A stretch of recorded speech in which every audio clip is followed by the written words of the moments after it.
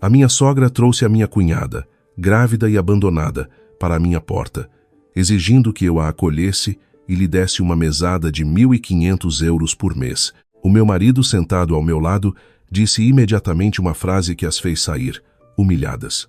Naquela tarde, eu e o meu marido, Pedro, tínhamos acabado de regressar de uma reunião com um cliente. Ainda nem tínhamos tido tempo de tirar os nossos fatos de trabalho quando vimos duas figuras à espera em frente ao nosso portão. Uma era a minha sogra, Dona Lourdes, e a outra, a minha cunhada, Catarina. Aos pés delas, duas malas de viagem grandes, tão cheias que pareciam prontas para uma longa estadia, não para uma simples visita. O que me fez parar foi a barriga da Catarina. Destacava-se sob o vestido de maternidade de cor creme. Tinha uma mão a proteger o ventre, o rosto cuidadosamente maquilhado, mas os olhos vermelhos denunciavam um misto de pânico e raiva. Há pouco tempo, ela exibia-se nas redes sociais, gabando-se de que em breve se casaria com uma família rica, que o seu namorado, o Ricardo, lhe tinha comprado casa e carro, que a levava a restaurantes de luxo e que vivia como uma rainha. E, no entanto, ali estava ela, à minha porta, com as suas malas, parecendo alguém que acabara de levar uma bofetada dolorosa da vida. Antes que eu pudesse abrir a boca para as cumprimentar, a minha sogra entrou em casa sem cerimônias. Não perguntou de onde vínhamos, se estávamos cansados, nem se importou se os donos da casa concordavam. Atirou a mala com força para o sofá, percorreu a sala com o olhar e disse, como se estivesse a dar uma ordem: a partir de hoje, a Catarina fica aqui. Tu, Sofia, como cunhada mais velha, tens de cuidar dela. Fiquei paralisada por alguns segundos. O Pedro, ao meu lado, também parou. Tentei manter a voz calma e perguntei: o que quer dizer com isso, mãe? Aconteceu alguma coisa a Catarina? Dona Lourdes suspirou, o rosto a fechar-se.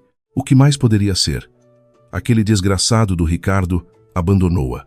Com esta barriga, não posso deixá-la voltar para casa para ser o falatório do bairro, pois não? Olhei para a Catarina. Ela baixou a cabeça, mas não parecia arrependida. A forma como abraçava a barriga parecia mais um escudo do que um pedido de proteção. Perguntei em voz baixa: então a mãe trouxe-a aqui para ficar uns dias, ou é algo mais? A minha sogra respondeu secamente: para ficar, até o bebê nascer. Assim que as palavras saíram, senti um peso no peito. Dona Lourdes continuou, a voz cada vez mais autoritária. O quarto grande no segundo andar está vazio. A Catarina fica lá. Ela está grávida, precisa de um espaço amplo e arejado. A comida, as consultas, as vitaminas, ficas tu responsável por tudo. Além disso, dás-lhe uma mesada de 1.500 euros por mês. Pensei que tinha ouvido mal. 1.500 euros por mês? Repeti, tentando que a minha voz não tremesse de raiva. Dona Lourdes olhou-me de lado. Sim, ela precisa de descansar, comprar roupa de grávida, ir às consultas, manter o ânimo. E, além disso, ela já se gabou a toda a família. Se as pessoas descobrirem que foi abandonada pelo Ricardo, que cara é que esta família vai ter? Só então a Catarina levantou a cabeça, os olhos cheios de lágrimas, mas a voz ressentida. Tu tens uma casa grande, tens dinheiro. O que te custa ajudar-me? Preferes ver-me na rua com esta barriga? Olhei para ela, sentindo pena do bebê por nascer, mas o coração gelou com a atitude dos adultos à sua volta, que só pensavam nas aparências. A minha sogra, sentindo o meu silêncio, pensou que eu estava a ceder. Continuou a pressionar. São só vocês os dois nesta casa.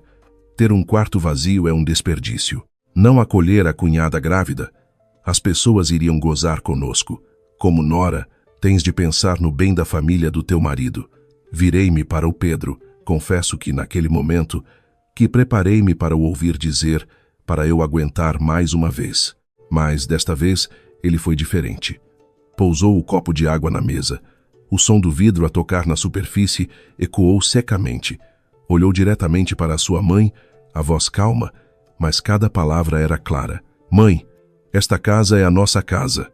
Não é um centro de caridade para os erros que a mãe e a Catarina insistem em ignorar. A sala ficou em silêncio absoluto. A minha sogra ficou boquiaberta, os lábios a tremer sem conseguir dizer uma palavra. A Catarina levantou a cabeça de repente, as lágrimas ainda nas bochechas, mas o olhar cheio de espanto, e eu, pela primeira vez em muitos anos de casamento, senti que a pessoa sentada ao meu lado era verdadeiramente o meu marido, e não o filho que só sabia baixar a cabeça perante a mãe. E eu sabia que, a partir daquele momento, a verdadeira tempestade na família do meu marido estava apenas a começar. Olhando para trás, percebo agora que a frase do meu marido naquele dia não surgiu do nada. Não foi um acesso de raiva momentâneo, e muito menos porque eu o tinha influenciado, como a minha sogra sempre pensava. Foi o resultado de muitos anos a ver a sua mulher ser tratada pela família dele como um caixa multibanco, de tantos pedidos de ajuda que a palavra obrigado se perdeu pelo caminho. Quando me casei, a dona Lourdes não era assim. Era doce, cheia de lábia. A quem quer que encontrasse, gabava-se. A Sofia, a mulher do meu Pedro, é trabalhadora e sabe fazer negócios. Esta família teve muita sorte em ter-la. Naquela altura, ouvir aquelas palavras era reconfortante. Para uma mulher a dar os primeiros passos no casamento como eu, uma palavra gentil da sogra era suficiente para me fazer querer esforçar-me ainda mais. Pensava de forma simples: se eu for boa pessoa, eles tratar-me-ão bem. Eu e o Pedro não enriquecemos de um dia para o outro. Nos primeiros tempos de casados, alugamos um pequeno espaço comercial. Durante o dia, fazíamos entregas. À noite, embalávamos encomendas. Havia noites em que ficávamos até de madrugada a preparar cada item para os clientes. Lembro-me de uma vez que choveu durante uma semana inteira. O nosso armazém teve uma infiltração e uma parte do estoque ficou danificada. Limpávamos e ríamos, mas com vontade de chorar. Mas não desistimos. Fomos juntando cada cêntimo de lucro. Só depois de muitos anos conseguimos comprar a nossa própria casa, um carro para o trabalho e ter algum dinheiro de lado para emergências.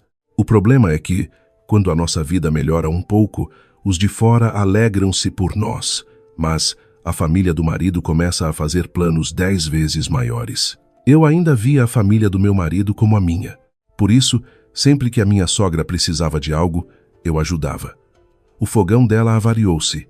Eu dei-lhe dinheiro para o conserto. Queixava-se de dores nos ossos. Eu comprava-lhe medicamentos e suplementos. A Catarina começou um curso de maquilhagem e desistiu a meio. A dona Lourdes ligou-me. Paga-lhe o resto do curso, filha. Pode ser que ela ganhe uma profissão. Eu paguei. Na altura não pensava em quem ganhava ou perdia, apenas que, se podia ajudar, ajudava. Mas o perigo de ajudar sem limites é que facilmente se transforma numa obrigação. No início, a dona Lourdes ainda dizia: "Posso pedir-te um favorzinho?" Com o tempo, essa frase desapareceu, substituída por: "Transfere-me dinheiro para o conserto do fogão. Encomenda-me um frigorífico novo. Ajuda-me a pagar a dívida que tenho com a tia Zé." A voz dela já não tinha vergonha, parecia estar a lembrar-me de uma tarefa que era da minha responsabilidade. A Catarina nem se fala. Ela não era má pessoa desde o início, mas era preguiçosa e gostava de luxos. Via-me com uma mala bonita, pedia. Via-me comprar um conjunto de cosméticos de qualidade, dizia: "A minha pele anda tão má." Via-me trocar de telemóvel para o trabalho. Fazia beicinho: "Já tens um telemóvel novo, dá-me o antigo." Eu dava, sem pena, mas quanto mais lhe dava, mais ela desvalorizava. Uma vez, aconselhei-a: "Catarina, devias aprender uma profissão a sério para te sustentares no futuro. É sempre melhor." Ela fez logo uma cara feia. "Estás rica e agora desprezas-me por ser pobre, é isso?" Fiquei sem palavras. Uma sugestão bem intencionada foi transformada em desprezo. Naquela noite, a dona Lourdes chamou-me à sala, a cara pesada como chumbo. Ela ainda é uma miúda. Como cunhada, tens de ter compaixão. Uma cunhada a ser mesquinha com a outra fica muito mal. Expliquei que só queria que a Catarina tivesse um futuro estável, mas ela cortou-me logo. "Que futuro? Somos família. Se tu estás melhor, tens de a ajudar. Qual é o problema de a apoiares?" Situações como esta repetiram-se muitas vezes. No início, o Pedro ainda me aconselhava a ter paciência. Dizia que a mãe estava a envelhecer, que o feitio dela era instável e que a Catarina ainda não tinha juízo. Eu entendia que ele amava a mãe e a irmã e não o queria colocar numa posição difícil. Mas, com o tempo, até ele começou a ficar incomodado. Uma vez, a dona Lourdes ligou-nos durante uma reunião importante com um cliente, apenas para me pedir para transferir dinheiro para um novo conjunto de móveis, porque os antigos eram uma vergonha para as visitas. O Pedro desligou o telemóvel e ficou em silêncio por um longo tempo. Naquela noite, disse-lhe algo que ele nunca esqueceu.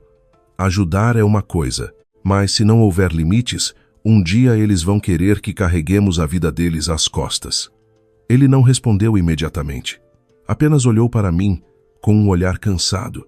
Um momento depois, disse em voz baixa: "Eu sei. Só pensei que, por sermos família, não chegaria a esse ponto."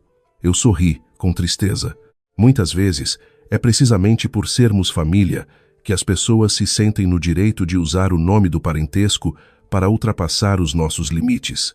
A partir daquele dia, o Pedro começou a mudar discretamente. Não fez alarido, mas começou a organizar meticulosamente os documentos dos nossos bens, as contas da empresa, separando o que era dinheiro da empresa e o que era nosso. Também me disse para registrar todas as ajudas à família dele, não para cobrar, mas para que no futuro ninguém nos pudesse acusar de sermos ingratos. Na altura, pensei que ele estava apenas a ser cauteloso. Não imaginava que essa cautela nos salvaria de um buraco muito fundo. Por isso, quando a minha sogra trouxe a Catarina, grávida e abandonada, exigindo ficar em nossa casa com uma mesada de 1.500 euros, o meu marido já não era o homem que baixava a cabeça para evitar problemas. Ele já tinha visto o suficiente, aguentado o suficiente e compreendido o suficiente. O silêncio, se continuasse, não salvaria a família. Apenas transformaria a nossa casa num refúgio para os erros dos outros. O Ricardo apareceu na vida da Catarina num almoço de família em casa da minha sogra. Naquele dia, a casa da dona Lourdes estava cheia de parentes, gente a entrar e a sair, as travessas de comida a cobrir a mesa da sala até ao pátio. Eu e o Pedro tínhamos chegado cedo para ajudar, não porque alguém nos obrigou, mas porque, afinal, era uma reunião de família e, como parte dela, devíamos estar presentes. Perto da hora do almoço, quando todos estavam a começar a servir-se, ouviu-se o som de um carro a parar à porta. Um carro preto, brilhante, estacionou mesmo em frente. A porta abriu-se e o Ricardo saiu, de camisa branca, calças de fato impecáveis e um relógio vistoso no pulso. Ele não era extraordinariamente bonito, mas sabia como se destacar. Cabelo penteado com gel, perfume forte e um sorriso sempre pronto nos lábios, como alguém habituado a multidões. A Catarina correu para o receber, o rosto a brilhar como se tivesse acabado de receber uma coroa. Agarrou-o pelo braço e puxou-o para dentro, a voz cheia de orgulho. "Mãe, o Ricardo chegou." Dona Lourdes, que estava a conversar com umas tias, levantou-se de um salto, o rosto iluminado. O Ricardo inclinou a cabeça de forma muito educada, estendendo os presentes com as duas mãos. "Olá, mãe. Soube que hoje havia um almoço de família e vim trazer umas lembrancinhas. Não é nada de especial, mas aceite para me fazer feliz." Apenas uma palavra, "mãe", e a dona Lourdes derreteu-se. Sorriu até os olhos se fecharem, repreendendo-o com carinho. "Oh, que disparate! Mal nos conhecemos e já estás com estas coisas." Mas as mãos aceitaram os presentes rapidamente, mostrando-os logo à tia ao lado. O Ricardo tinha trazido uma caixa de doces finos, embrulhada em veludo vermelho com letras douradas muito elegantes, e ofereceu a Catarina um frasco de perfume que ele disse ser importado. A Catarina pegou no frasco, filmou-o para as redes sociais, sorrindo. Ser mimada pelo namorado também dá trabalho. Eu estava perto, e bastou um olhar para a caixa de doces para sentir que algo não estava certo. A embalagem era bonita, sim, mas a impressão das letras estava um pouco borrada, a etiqueta colada de lado e o código de barras parecia estranho. O perfume da Catarina também. A embalagem era vistosa, mas a tampa do frasco estava solta e o cheiro era forte e agressivo, nada como os perfumes genuínos. Com anos de experiência em negócios, embora não especializada em artigos de luxo, consigo reconhecer quando algo só tem aparência. Para quem não conhece, parece luxuoso. Para quem já importou e verificou mercadoria, cheira a barato. Durante o almoço, O Ricardo foi muito eloquente. Não comeu muito, bebeu apenas um pouco de vinho e começou a falar dos seus investimentos.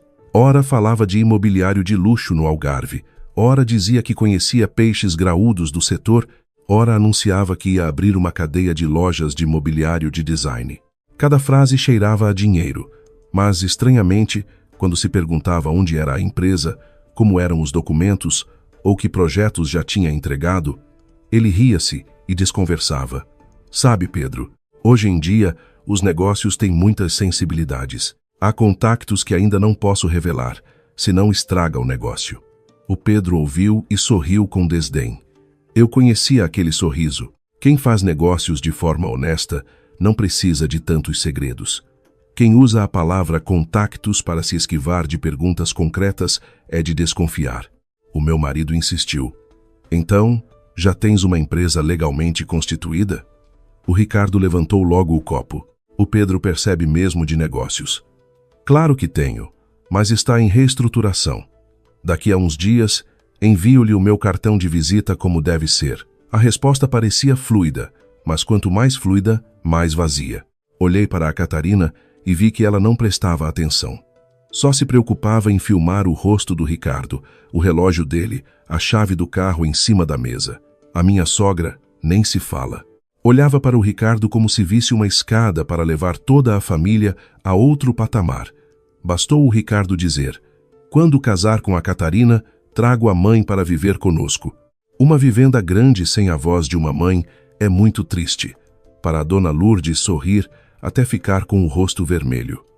A partir desse dia, a Catarina ficou completamente enfeitiçada pelo Ricardo. Publicava fotos constantemente, uma de mãos dadas num restaurante, outra sentada num carro de luxo, um story a dizer: obrigado, amor, por tratares a minha mãe como se fosse a tua. A dona Lourdes não ficava atrás. Onde quer que fosse, gabava-se. A minha Catarina tem uma sorte danada. Encontrou um homem rico e decente, não como alguns que têm dinheiro, mas são uns forretas. Eu sabia que a última parte era para mim, mas calei-me. Não queria criar uma discussão por causa de umas indiretas. Uma vez, o Ricardo levou a dona Lourdes e a Catarina a um centro comercial. À noite, a Catarina mostrou dezenas de fotos tiradas em frente a lojas de malas de marca, relojoarias e perfumarias. A dona Lourdes mostrava o telemóvel a toda a gente, maravilhada. Ele levou-me a conhecer outro mundo, que sítios tão chiques, mas, olhando bem, vi que a Catarina só trazia um pequeno saco de papel de uma loja de acessórios barata. Perguntei e descobri que o Ricardo só lhe tinha comprado uma mola para o cabelo e para a dona Lourdes uma caixa de chá em promoção. O resto foi só ver e tirar fotos. Quando comentei isto discretamente, a Catarina retorquiu: não penses que toda a gente é calculista como vocês. Os ricos compram quando lhes apetece. O importante é que ele teve a gentileza de me levar. Olhei para ela, sem saber se devia sentir pena ou raiva. Disse-lhe: não te proíbo de amar, mas deves investigar melhor. Alguém que fala tanto de dinheiro sem conseguir provar que tem um trabalho real é perigoso. A Catarina sorriu com desdém. Estás tão habituada ao teu negócio de tostões que vês toda a gente com desconfiança. O Pedro também falou com a mãe em privado. Mãe, uma pessoa decente não aparece do nada a prometer vivendas e casamentos de luxo. Não se deixe levar por palavras doces. A dona Lourdes, ao ouvir isto, fechou logo a cara. O que queres dizer com isso? A tua irmã encontra alguém de bem e vocês ficam incomodados? Tem medo que ela vos passe à frente? Essa frase fez o meu marido calar-se por uns segundos. Não por falta de argumentos, mas porque percebeu que a sua mãe preferia acreditar num homem que mal conhecia do que no seu próprio filho. E eu entendi que, a partir daquele momento, qualquer aviso nosso seria visto como uma tentativa de sabotagem. A mãe e a filha já não viam o Ricardo com olhos normais. Viam-no através da ganância, do orgulho e do sonho de serem admiradas pelo mundo. E quando uma pessoa está embriagada por um sonho demasiado belo, quem quer que a tente acordar será considerado um inimigo. Depois daquele almoço de família, o Ricardo começou a aparecer em casa da minha sogra com mais frequência. Havia semanas em que ia lá 2 ou 3 vezes e nunca de mãos vazias. Ora era uma caixa de bombons com uma embalagem vistosa.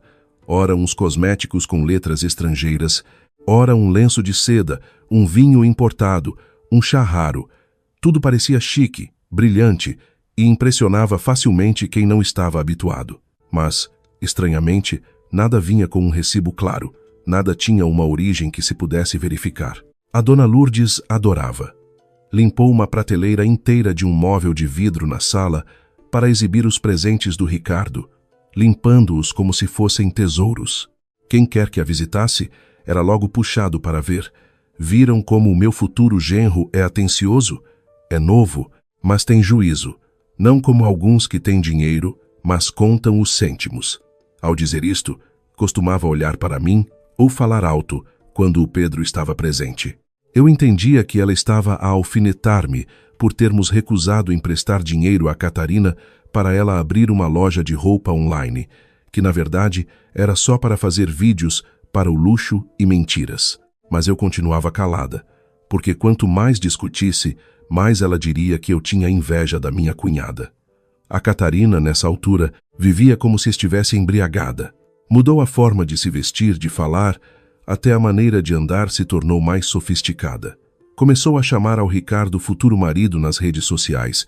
Publicava fotos da sua mão ao lado de um copo de vinho, a parte de trás do casaco do Ricardo, as suas silhuetas num restaurante com luzes amareladas. Sempre que alguém comentava "vais casar em breve", ela não respondia diretamente, apenas deixava um coração vermelho, o suficiente para deixar as pessoas curiosas, o suficiente para ela se sentir o centro das atenções. O Ricardo sabia como alimentar essa necessidade da Catarina. De vez em quando, levava-a a lugares chiques para tirar fotos. Sentavam-se num restaurante de luxo por um bocado, escolhiam o ângulo perfeito para um vídeo e depois publicavam com legendas pomposas. Mas eu reparei que, depois dessas saídas, a Catarina nunca ficava feliz por muito tempo. Uma vez, ela foi à casa de banho falar ao telemóvel com uma amiga e a sua voz era de irritação. "Sim, paguei eu primeiro." Ele disse que deixou a carteira no carro. "Amanhã transfere-me o dinheiro." Ouvi aquilo de passagem e percebi mais uma peça do puzzle. Um homem que quer realmente cuidar da sua namorada não a deixa pagar repetidamente em saídas que ele próprio organiza. Aos poucos, a Catarina começou a pedir mais dinheiro emprestado. Pedia a amigos para comprar vestidos para sessões fotográficas, para pagar a maquilhadores e fotógrafos. Um dia, até encomendou um enorme ramo de flores só para tirar uma foto dentro do carro e escrever: "Ele sabe sempre do que eu gosto." Olhei para a foto e reconheci imediatamente o ramo.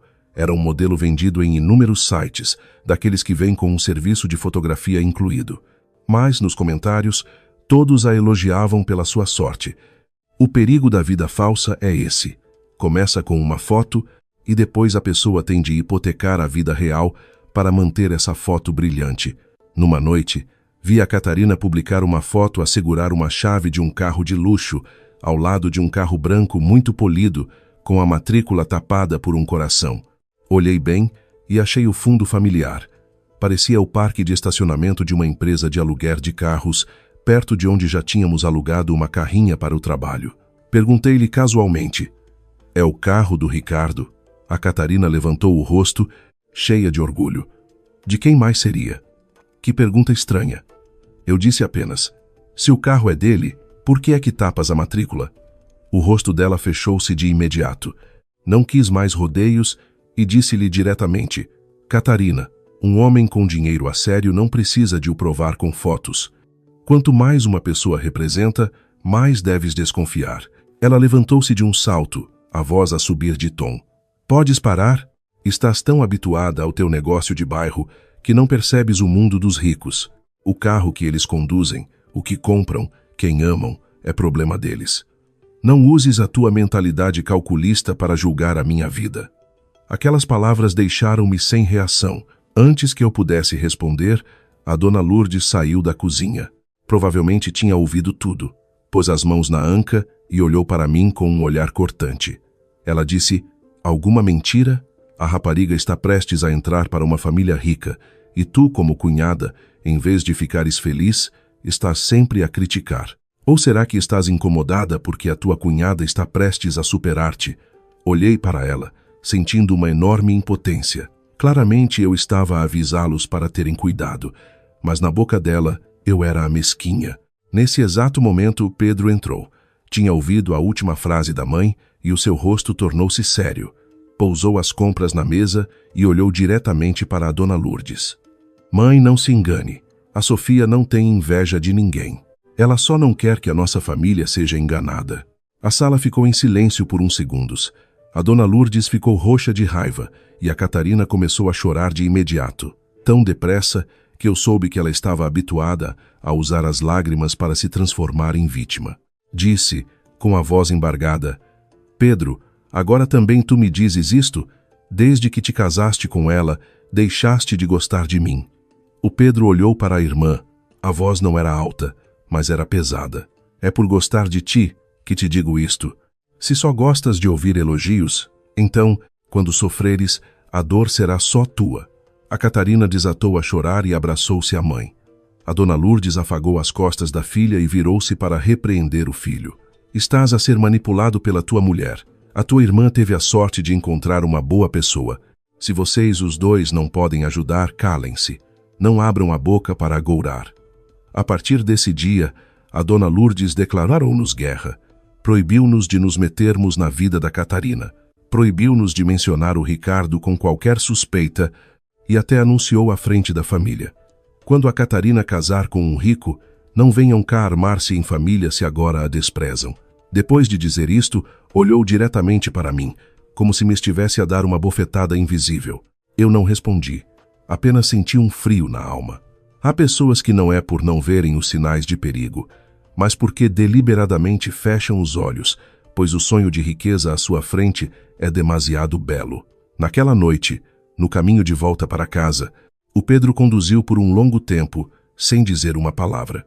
Eu sabia que ele estava magoado, não por ter sido repreendido pela mãe, mas porque, pela primeira vez, ele percebeu que a sua mãe e a sua irmã tinham ido longe demais. Pousei a minha mão na dele e disse suavemente: já avisamos o suficiente. Se algo acontecer no futuro, não deixes que nos arrastem para o meio disto. Ele acenou com a cabeça, os olhos ainda fixos na estrada. Yosai, a partir de agora, os papéis, o dinheiro, tudo tem de ser claro. Não vou deixar que sejas arrastada para esta farsa.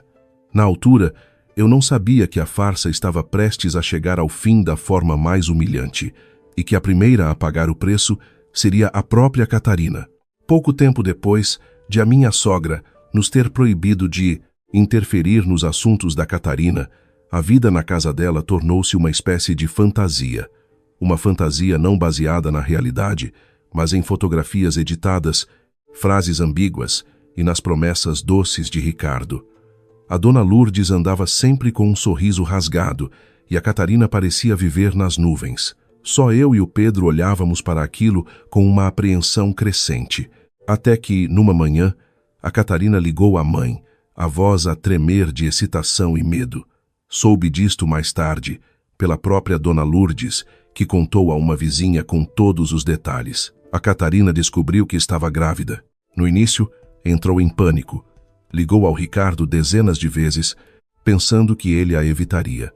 Mas, surpreendentemente, ao ouvir a notícia pela primeira vez, o Ricardo pareceu muito feliz. Disse-lhe ao telefone: não te preocupes, meu amor. O filho é meu e eu assumo. Deixa-me organizar tudo. Vou pedir a tua mão em casamento como deve ser, para que a tua mãe se orgulhe. Apenas aquela frase foi como mel para os ouvidos da mãe e da filha. A Catarina passou do medo à euforia, acreditou que aquela gravidez era o seu bilhete de entrada para o mundo dos ricos.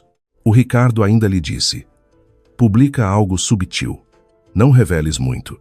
Temos de manter o suspense para que, no dia em que eu for aí pedir a tua mão, todos fiquem surpreendidos.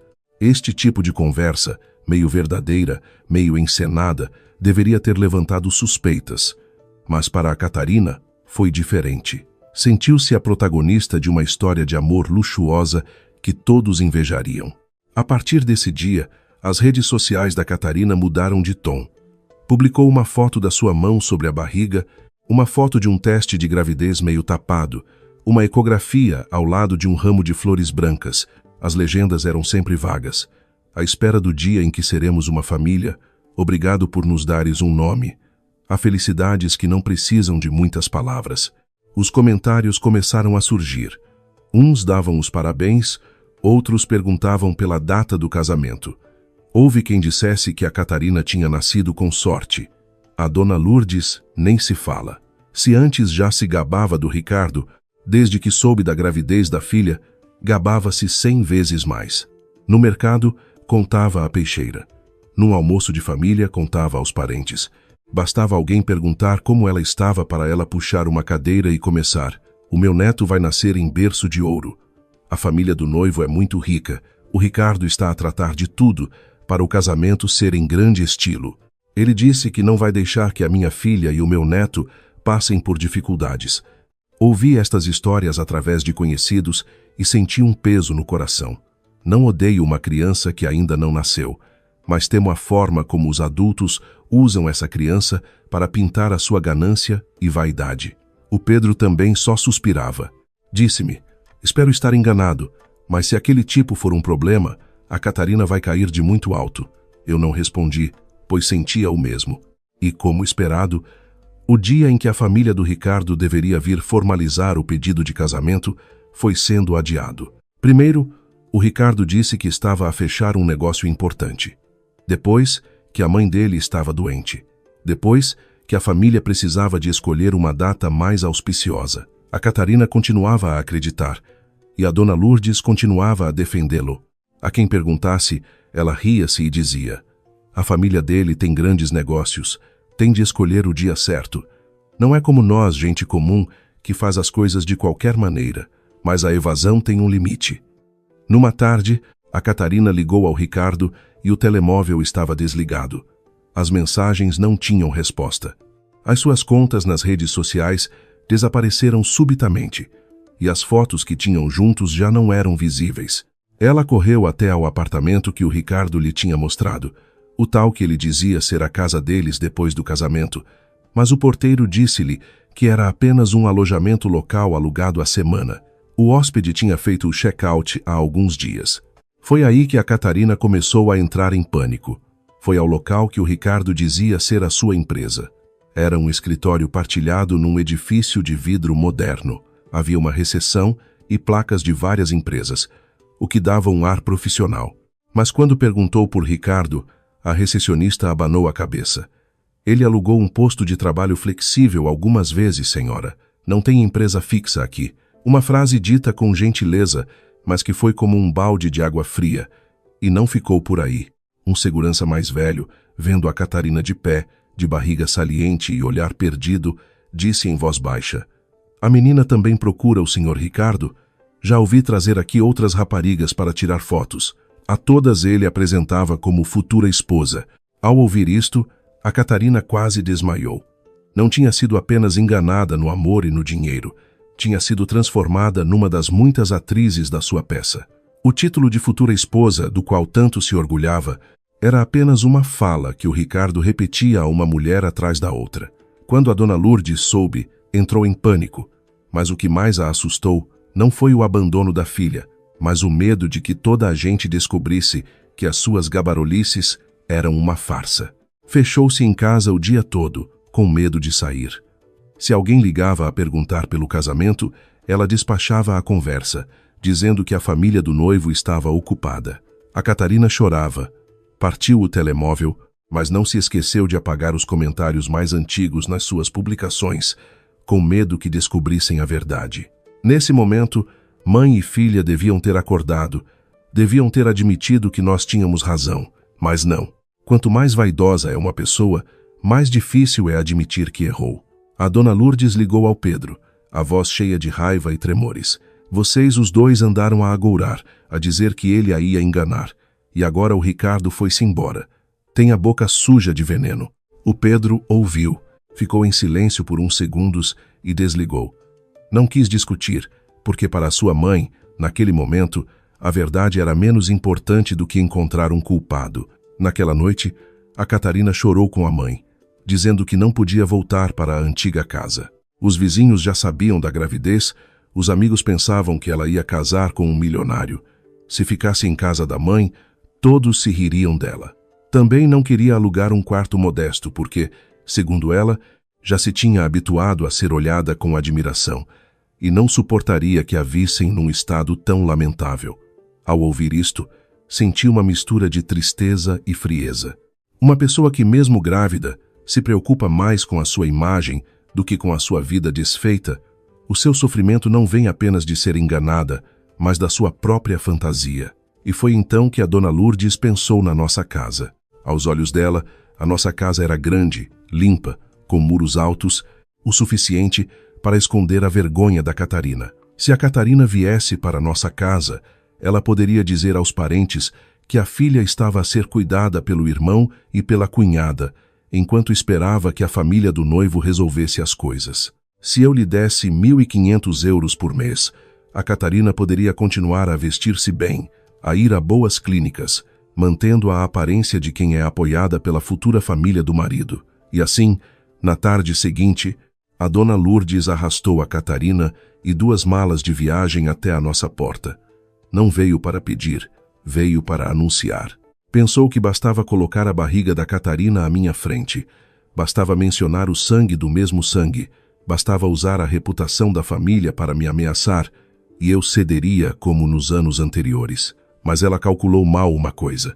Depois de tudo o que tinha visto, o Pedro já não era o filho que baixava a cabeça para evitar problemas. E, desta vez, a porta da nossa casa não se abriria facilmente à ganância. Depois da frase do Pedro, a nossa sala ficou tão silenciosa que se ouvia o tic-tac do relógio na parede. A dona Lourdes ficou paralisada por alguns segundos, o rosto a passar de vermelho para roxo. A Catarina, abraçada à sua barriga, tinha os lábios a tremer. Talvez não esperasse que o irmão, que sempre a tinha mimado, pudesse ser tão direto à frente da mãe. Mas a dona Lourdes não era de desistir facilmente. Sentou-se de rompante no sofá, uma mão no peito, a outra a apontar para o meu marido, a voz a tremer como se estivesse profundamente ofendida. Pedro, nunca pensei que fosses capaz de dizer tal coisa. Uma rapariga grávida, abandonada, e vocês, o irmão e a cunhada, são assim tão cruéis? Sangue do mesmo sangue, tratado como um estranho. Depois de dizer isto, virou o rosto e limpou o canto do olho, mas eu vi claramente que não havia lágrima nenhuma. A Catarina, vendo a mãe a representar, entrou logo no jogo. Aproximou-se, puxou-me pela mão, a voz embargada. Sofia, eu sei que nem sempre fui correta contigo, mas agora estou mesmo a sofrer. Só preciso de um sítio para ficar temporariamente. Prometo não incomodar. Grávida como estou, para onde é que eu vou? Se fosse um estranho a ouvir, provavelmente sentiria pena. Uma jovem grávida, abandonada pelo namorado, a pedir ajuda ao irmão e à cunhada. Mas eu já vivia nesta família há tempo suficiente para saber que as palavras mais doces são, por vezes, a corda mais apertada, embrulhada em veludo. Antes que eu pudesse responder, a Catarina continuou a voz baixa, mas o cálculo bem presente. Se possível, deixa-me ficar no quarto grande do 2º andar. Tem uma janela grande, é arejado, e com a gravidez fico com falta de ar num quarto pequeno. E o purificador de ar que tens na sala, podes mudá-lo lá para cima para mim? Tenho medo que o pó afete o bebê. Ouvi aquilo e ri-me por dentro, um riso amargo. 1 minuto antes, dizia que não queria incomodar.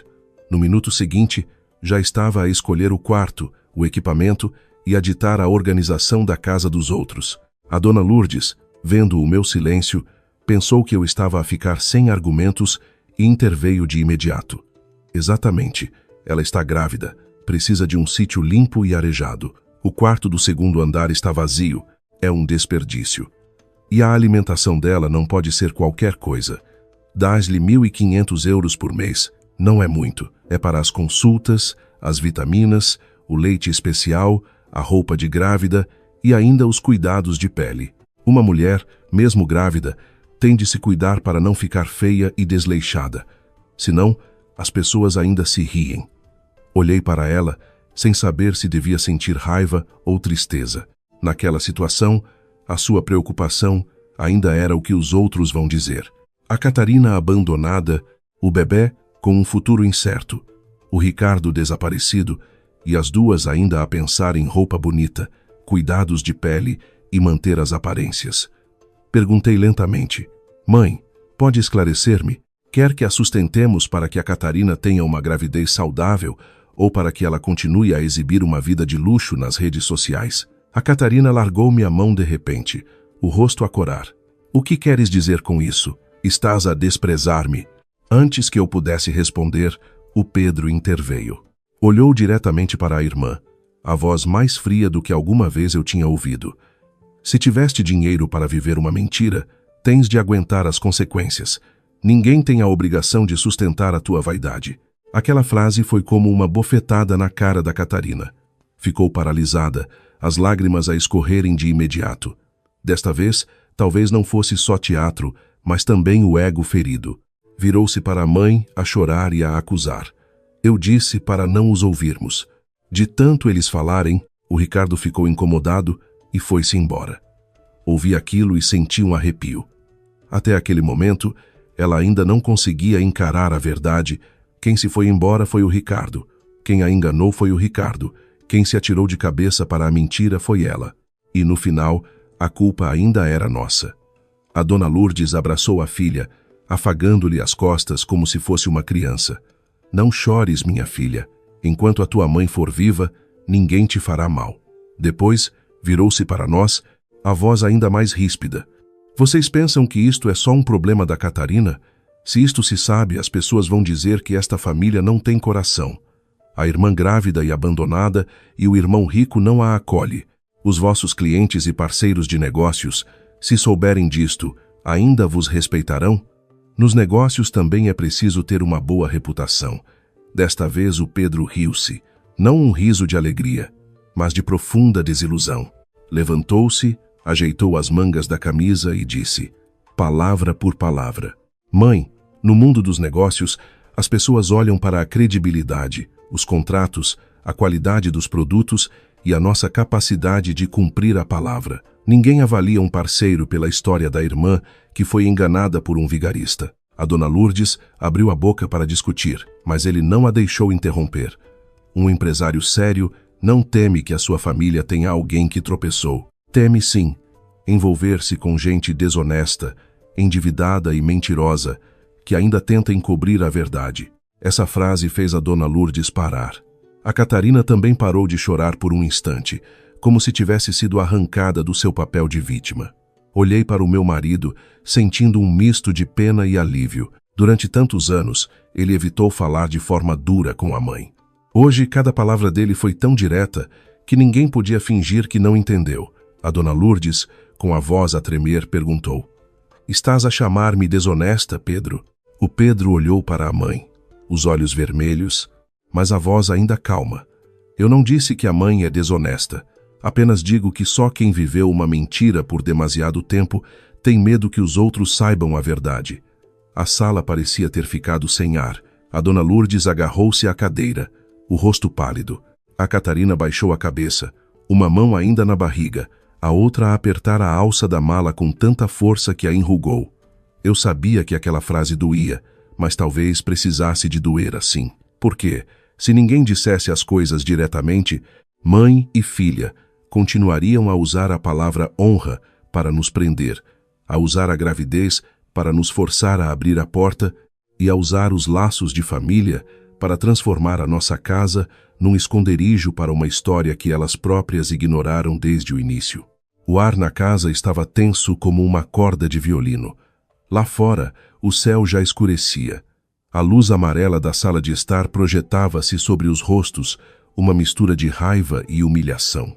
Olhei para as duas malas no meio do chão e, de repente, não me pareceram a bagagem de quem veio pedir abrigo. Pareciam 2 sacos cheios de vaidade, ganância e as consequências que mãe e filha queriam despejar na nossa casa. E, pela primeira vez, tive a certeza de que o meu marido tinha finalmente escolhido defender o nosso lar, em vez de continuar a baixar a cabeça para deixar que os outros ultrapassassem os seus limites.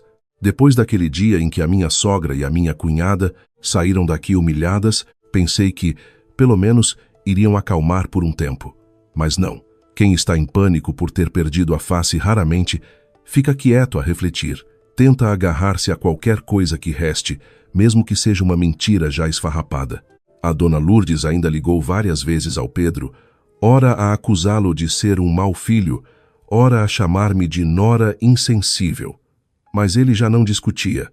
Dizia apenas a mesma frase: quando a mãe estiver calma e pronta para falar com base na verdade, eu ouço. Eu também não queria envolver-me mais, mas a vida, por vezes, não nos deixa ficar de fora, especialmente quando um vigarista andou a rondar a nossa família. Dias depois, enquanto eu verificava uma encomenda na nossa loja, o telemóvel tocou. Era o João, um antigo parceiro de negócios que nos comprava produtos há muitos anos. Normalmente, ele raramente ligava diretamente, tratava de tudo através de um assistente. Por isso, ao ver o nome dele, achei estranho. Mal atendi.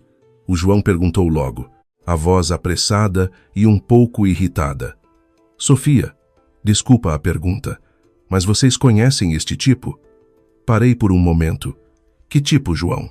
Houve um silêncio do outro lado da linha, e depois ele enviou-me uma captura de ecrã. Era uma foto que a Catarina tinha publicado. O Ricardo, de camisa preta e óculos de sol, ao lado dela, em frente a um carro de luxo. A legenda era pretensiosa. Há pessoas que chegam para nos fazer acreditar que a vida ainda tem gente boa. Olhei para a foto e senti um arrepio. Conheces esta pessoa? Perguntei. O João riu-se, mas sem alegria. Conheço, sim. E digo-te uma coisa, Sofia. Afasta-te dele o mais que puderes. O nome completo dele é Ricardo Mendes. O pessoal chama-lhe Ricardo Show-Off. Não é empresário nenhum. É um intermediário. Um dia vende um terreno, no outro um carro, no dia seguinte arranja um empréstimo. Fala em projetos de milhares de euros, mas tem dívidas por todo o lado. Sentei-me direita a apertar o telemóvel com força. Embora já desconfiássemos, ouvir a confirmação de alguém do mundo dos negócios era diferente. Tens a certeza? Ele andava com a minha cunhada e agora ela está grávida. A linha ficou em silêncio por uns segundos. Depois a voz do João tornou-se mais séria. Não pode ser. Então ele voltou ao mesmo truque. Ao ouvir mesmo truque, o meu coração acelerou. O João contou-me que o Ricardo era de uma cidade costeira, casado e com um filho pequeno. A mulher dele, a Ana, era uma pessoa honesta e trabalhadora. Antes, ajudava a família no negócio de peixe.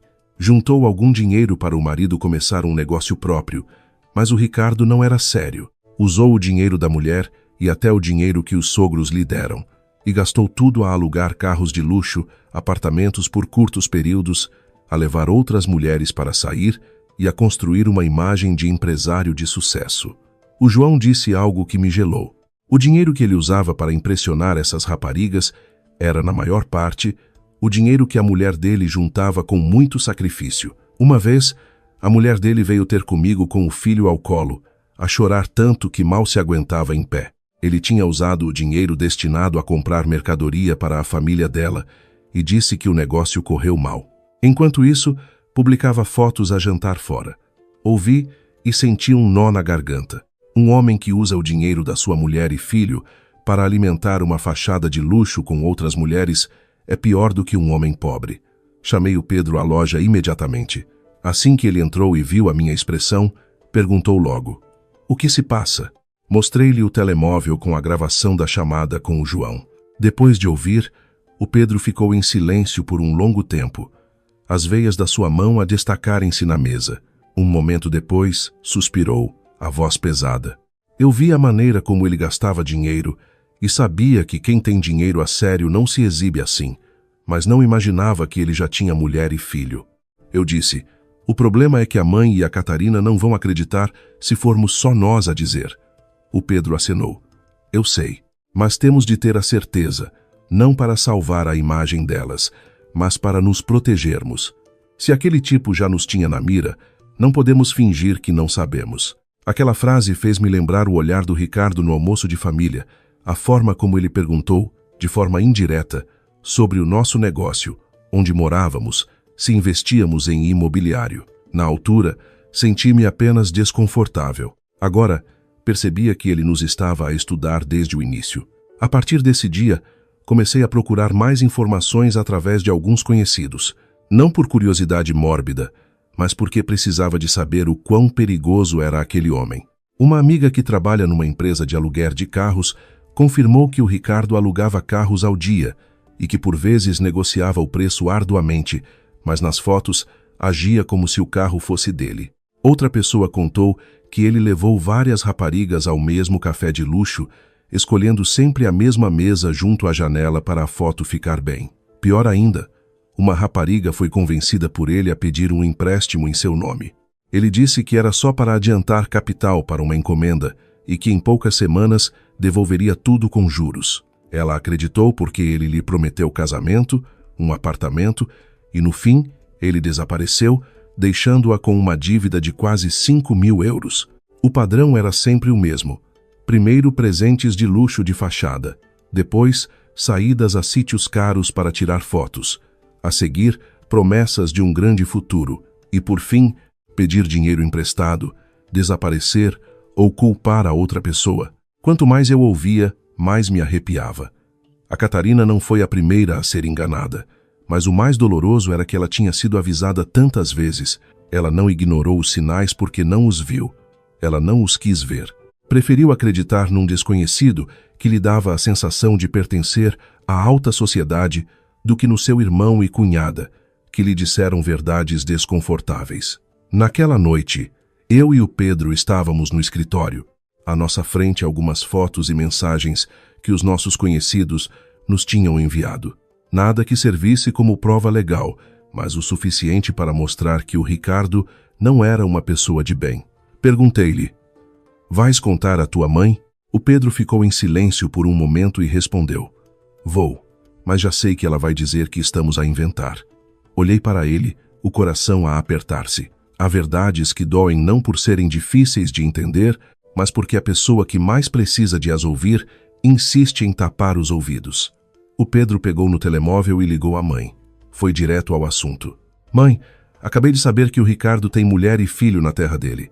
Ele não é empresário, está cheio de dívidas e já enganou muita gente." Do outro lado, houve um silêncio, e depois a voz da dona Lourdes explodiu, ríspida. "Quem te disse isso? Foi a tua mulher outra vez, não foi? Vocês não acham que a Catarina já está a sofrer o suficiente? Ainda vem inventar mais coisas?" O Pedro fechou os olhos, a voz cansada. "A mãe acredita se quiser, mas a partir de agora, não use mais a reputação da família para nos pressionar. Cada um com os seus problemas. Quem errou que assuma." A dona Lourdes desligou o telemóvel na cara dele. Olhei para o meu marido sem dizer nada. Ele pousou o telemóvel na mesa, o rosto com uma tristeza estranha. Eu percebi, naquele momento, ele não estava desiludido por a mãe não acreditar, mas por perceber que ela ainda colocava a sua vaidade acima da verdade. E foi a partir da verdade sobre a mulher do Ricardo que a próxima onda se levantou, muito mais forte do que a minha sogra e a minha cunhada poderiam imaginar. Depois da chamada em que a mãe lhe desligou o telemóvel na cara, o Pedro ficou sentado em silêncio por um longo tempo. Eu sabia que ele tinha feito tudo o que um filho podia fazer. Aconselhou, avisou, disse a verdade. Mas, aos olhos da dona Lourdes, a verdade era menos importante do que quem a fazia perder a face. Há pessoas que, uma vez que constroem um palco glorioso para o mundo ver, preferem continuar a representar com medo do que descer e admitir que erraram. Os rumores começaram a espalhar-se muito depressa. No início, eram apenas algumas perguntas curiosas no mercado. Uma peixeira viu a dona Lourdes e sorriu. Então, ultimamente não a ouço falar do seu genro rico. Quando é o casamento na vivenda para nos convidar? A pergunta parecia uma brincadeira, mas atingiu em cheio. A dona Lourdes sorriu sem graça. Disse: "Estamos a ver o dia." E foi-se embora a direito, esquecendo-se de comprar o peixe. No dia seguinte, outra pessoa perguntou: "A barriga da Catarina já está grande, não é? Tem de casar depressa, senão fica mal." Outra pessoa intrometeu-se. Disseram que a família do noivo era muito rica. Por que é que está tudo tão calado? Se fosse antes, a dona Lourdes teria estufado o peito e contado mais meia hora de histórias. Mas agora, cada pergunta era como uma agulha a picar o balão da sua vaidade. Ela começou a ir menos ao mercado. Quando ia, escolhia as horas de menos movimento, usava chapéu e máscara, como se tivesse medo que a reconhecessem. A Catarina era diferente. Não se atrevia a sair muito, mas nas redes sociais tentava manter uma aparência de calma. Recuperou fotos antigas que tinha tirado com o Ricardo, aplicou um filtro mais suave e publicou-as com a legenda: "Desde que o meu filho tenha paz, eu aguento todas as tempestades." Lendo assim, parecia comovente. Quem não soubesse da história ainda a confortaria, dizendo que uma mãe grávida tem de ser forte. Mas eu olhei para a foto e reconheci que era de meses antes, quando o Ricardo ainda estava a representar o papel de namorado rico. A dor da Catarina, naquele momento, não era apenas ser abandonada, mas também não se atrever a deixar que os outros vissem que tinha sido abandonada. Depois, as redes sociais deixaram de ser tão fáceis de enganar como ela pensava. Começaram a aparecer comentários estranhos nas suas publicações. Alguém perguntou: "Olá, o rapaz da foto é o Ricardo Mendes? É que parece o marido da D, Ana, da minha terra." Outra conta publicou diretamente uma foto do Ricardo de t-shirt, a segurar um menino ao colo, ao lado de uma mulher numa pequena praia. A legenda dizia: "Tem mulher e filho, e ainda anda a fazer-se passar por solteiro rico?" Eu não fui a primeira a ver. A Catarina viu antes, ligou à mãe em pânico e depois apagou a publicação rapidamente. Mas quanto mais se apaga, mais curiosidade se gera. As capturas de ecrã já se tinham espalhado pelo grupo da família no WhatsApp, pelo grupo de vizinhos, e acabaram por chegar aos olhos da dona Lourdes. Ela, que estava a tentar esconder a fuga do Ricardo, agora tinha de lidar com o facto de ele ter mulher e filho. A máscara do genro rico caiu tão depressa que ela nem teve tempo de a segurar. Naquela tarde, a dona Lourdes arrastou novamente a Catarina até nossa casa. Desta vez, sem malas, mas o ambiente era ainda mais pesado. Assim que entrou, a Catarina sentou-se de rompante no sofá, de mãos na barriga e olhos inchados. A dona Lourdes tinha um ar abatido, mas a voz ainda tentava ser firme. "Sofia, Pedro, a situação está muito complicada. Vocês têm de me ajudar." Pousei uma chávena de chá à frente dela e perguntei, muito calmamente: "Em que é que quer que a ajudemos, mãe?" Ela olhou para mim, a voz a baixar como se temesse que alguém ouvisse. "Deixa a Catarina ficar aqui, e este mês adianta-lhe os 1.500 euros. Ela precisa de ir às consultas, de comer bem, de manter o ânimo. E o mais importante, as pessoas estão a investigar. Se ela ficar em minha casa, vão falar ainda mais. Se ela vier para a vossa casa, vão pensar que o irmão e a cunhada estão a cuidar dela, e a situação não parece tão má." Olhei para ela por um longo tempo. Depois de tudo, o que ela queria não era encontrar uma solução digna para a Catarina, mas sim encontrar um véu mais bonito para esconder a verdade. Perguntei-lhe: quando a mãe se gabava a toda a gente, perguntou-nos se queríamos fazer parte disso. Quando nos acusou de ter inveja e de estragar os planos da Catarina, pensou que um dia precisaria de nós para sermos o seu escudo. A dona Lourdes ficou sem palavras. Segundos depois, como não tinha resposta, tornou-se agressiva. "És rica, mas tens um coração de pedra. A família do teu marido está com problemas e tu ficas só a dar lições de moral. No futuro, não te queixes se a família do teu marido te tratar mal." Antes que eu pudesse responder, a Catarina desatou a chorar, a voz distorcida. "Queres que eu morra, não é? As pessoas estão a investigar-me, a insultar-me. E agora, tu ainda me vens com essas perguntas." O Pedro, que até então tinha estado em silêncio, bateu com o copo de água na mesa com força. O som ecoou, agudo e frio. Olhou para a mãe e depois para a irmã, a voz contida, mas cada palavra era clara. "Mãe, pare com isso. As pessoas enganaram a Catarina, mas a mãe está a tentar aproveitar-se da minha mulher." A dona Lourdes arregalou os olhos. "O que estás a dizer? Eu, a aproveitar-me de vocês?" O Pedro respondeu de imediato: "Não é verdade? A mãe não precisa que ajudemos a Catarina a reerguer-se. A mãe precisa que sejamos o cenário decente para encobrir as suas gabarolices." A sala ficou em silêncio absoluto. Vi os ombros da Catarina a tremer. Não sabia se de choro ou de raiva. A dona Lourdes mordeu o lábio, pronta para discutir. Mas o Pedro continuou, a voz ainda mais fria: "O que a mãe lamenta não é a honra da Catarina. O que a mãe lamenta é o sonho de ter um genro rico. Lamenta as palavras que disse no mercado. Lamenta não poder ser chamada de sogra de gente fina. Porque, se a mãe amasse realmente a Catarina, tê-la-ia feito acordar para a realidade há muito tempo. Aquela frase desvendou tudo. O rosto da Dona Lourdes ficou pálido, os olhos abertos, os lábios a tremer sem conseguir emitir um som. A Catarina sentou-se no chão, a soluçar. Ao ver aquela cena, não sentia alegria, apenas tristeza. Uma mãe que devia ter tirado a filha da lama, acabou, por vaidade, a empurrá-la ainda mais para o fundo.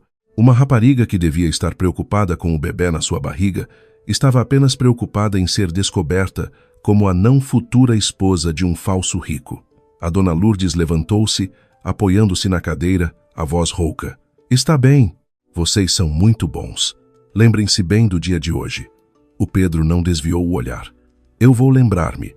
Vou lembrar-me do dia em que a mãe escolheu a vaidade em vez da verdade. Ela puxou a Catarina para se levantar e amparou-a até a porta. A Catarina virou-se para me olhar, um olhar de ódio e desespero, como se toda a sua humilhação fosse culpa minha, por não lhe ter dado um esconderijo. A porta fechou-se e a casa voltou ao silêncio. Mas eu sabia que a tempestade não tinha acabado, porque quando uma mentira começa a ser descoberta, não para só porque o seu dono chora. E quanto mais a minha sogra e a minha cunhada tentavam esconder, mais a verdade por trás de Ricardo encontraria o seu caminho para a luz. Naquela tarde, o céu estava cinzento desde cedo, as nuvens baixas sobre os telhados, tornando o ambiente pesado. Eu estava em casa a rever a contabilidade quando a campainha tocou. Pelo ecrã da câmara, vi uma mulher à porta. Era magra, de cabelo preso num rabo de cavalo baixo, e dava a mão a um menino de uns 5 anos. Estava vestida de forma simples, uma camisa de cor clara, calças escuras e uma mala de tecido gasta ao ombro. Não parecia alguém que vinha criar problemas, mas o seu olhar era estranho, tão calmo que me deixou inquieta. Abri a porta. A mulher olhou para mim e acenou com a cabeça. É a Sofia, certo? Eu sou a Ana, a esposa legal do Ricardo Mendes. Apenas uma frase e senti o corpo gelar. Embora já soubesse que o Ricardo tinha mulher e filho, ver a verdadeira mulher à minha frente, com um filho cujos olhos eram tão parecidos com os dele, tornou tudo mais real, mais doloroso e mais amargo. Convidei-a a entrar e chamei imediatamente o Pedro. Talvez a Ana suspeitasse que o assunto não seria resolvido rapidamente porque não fez rodeios. Pousou na mesa uma pequena pasta com documentos. A certidão de casamento, fotos do casamento, fotos de família e algumas cópias de extratos bancários. Ela não chorou, não gritou, não agiu como a outra que vem fazer uma cena. Apenas se sentou direita, as mãos nos joelhos, a voz rouca, mas clara. Eu não vim aqui para humilhar ninguém. Vim para que todos saibam que a Catarina não foi a primeira a ser enganada pelo meu marido.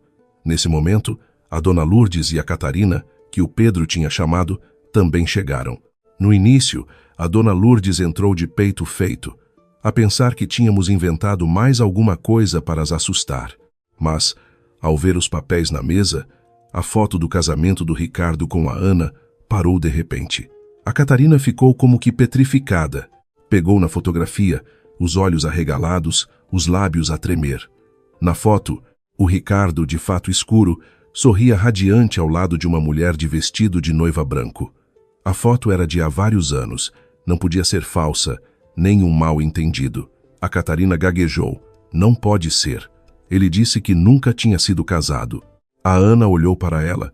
O olhar não era de ódio, mas de um cansaço profundo.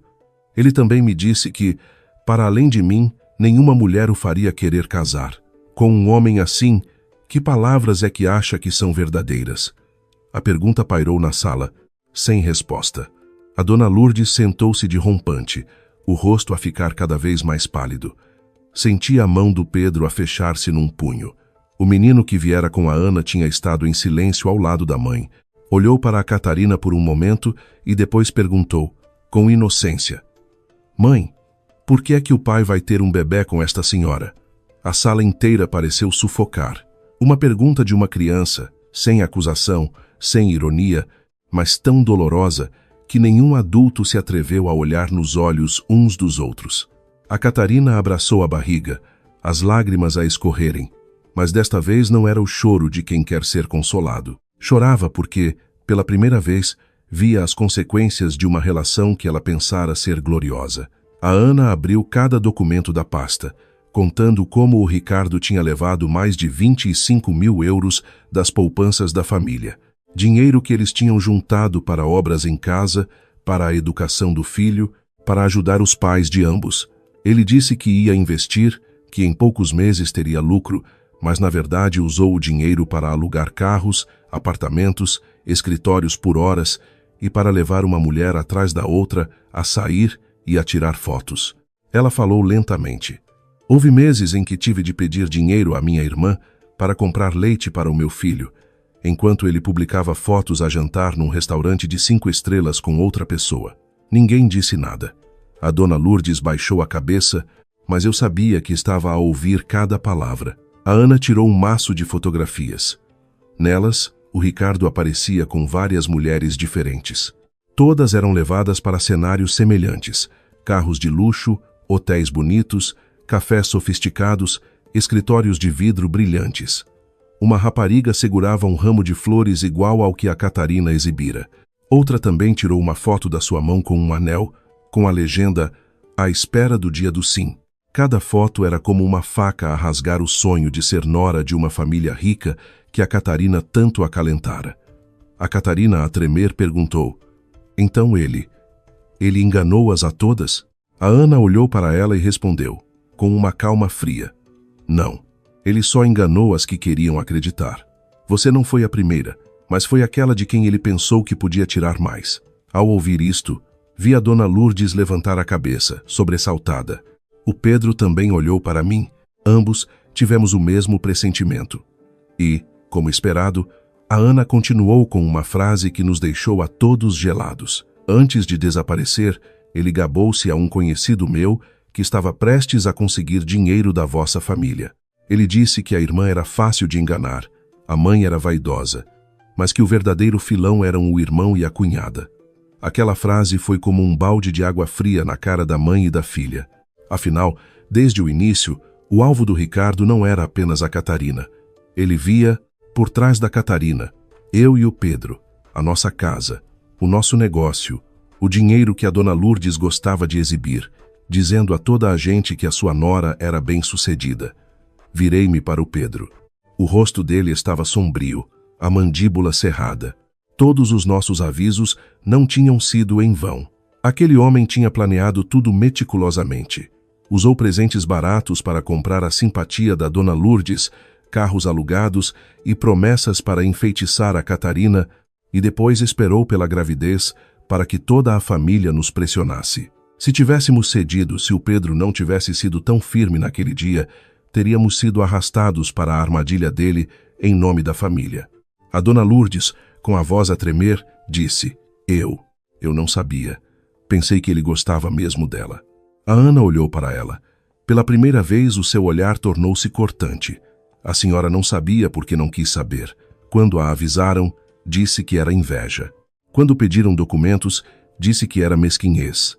A senhora só gostava de ouvir as palavras vivenda, rico, sogra de gente fina. A dona Lourdes baixou a cabeça, sem conseguir dizer uma palavra em sua defesa. A Catarina sentou-se no chão, a chorar convulsivamente. E eu, ao olhar para o menino aninhado no colo da mãe, senti um nó na garganta. Os adultos são gananciosos, mentirosos, cegos, e, no fim, são as crianças que têm de ver coisas que nunca deveriam entender. Naquela tarde, quando a Ana saiu da nossa casa, a sala de estar permaneceu em silêncio por um longo tempo. Ninguém mais falou nos 1.500 euros por mês.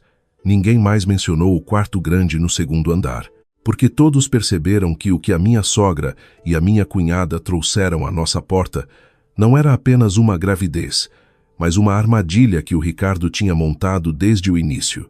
Depois de a Ana sair de nossa casa com o filho, a minha sogra ficou sentada no sofá por um longo tempo. As costas, que sempre estiveram direitas por causa do seu orgulho, agora estavam curvadas. A Catarina estava sentada no chão, de mãos na barriga, os olhos inchados e vermelhos a encarar o vazio. A sala estava tão silenciosa que se ouvia o som dos carros a passar na rua. Pensei que, depois de ouvir toda a verdade, mãe e filha iriam pelo menos refletir um pouco. Que iriam entender que o homem que elas tinham idolatrado era apenas um impostor e que nós, desde o início, não estávamos a tentar sabotá-las, mas a impedi-las de cair num buraco. Mas eu subestimei o orgulho delas. Quem vive para as aparências, mesmo quando a verdade lhes bate na cara, não pensa primeiro no seu erro, mas em como os outros podem salvá-las da humilhação. A dona Lourdes levantou a cabeça e olhou para o Pedro, a voz rouca. Pedro, eu sei que desta vez me enganei, mas a Catarina é tua irmã. Está grávida, foi enganada por aquele tipo. Não podes ficar de braços cruzados. O Pedro não respondeu. Apenas ficou de pé ao lado da mesa, os olhos fixos nos papéis que a Ana tinha deixado. Vi no seu olhar não apenas raiva, mas também a dor de um filho que via a sua mãe ainda não ter largado o hábito de exigir. A dona Lourdes, vendo o silêncio dele, apressou-se a continuar, a voz mais suave. Que tal assim? Vocês têm posses. Se não a querem cá em casa, comprem-lhe um pequeno apartamento. Não precisa de ficar só em nome dela. Pode ficar em nome dela e da Sofia, para ela ter um sítio para estabilizar, e depois logo se vê. Ao ouvir aquilo, senti um arrepio. Olhei para ela, incrédula. A Ana tinha acabado de revelar que o Ricardo estava de olho no nosso dinheiro e patrimônio. E mesmo assim, a dona Lourdes tinha a coragem de sugerir que a Catarina ficasse com um apartamento em meu nome.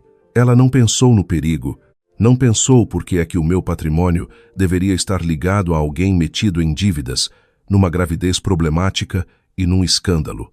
Na sua cabeça, só havia uma coisa: arranjar uma casa para que o mundo visse que a sua filha ainda tinha uma saída honrosa. Pousei o meu copo de água e perguntei, muito lentamente.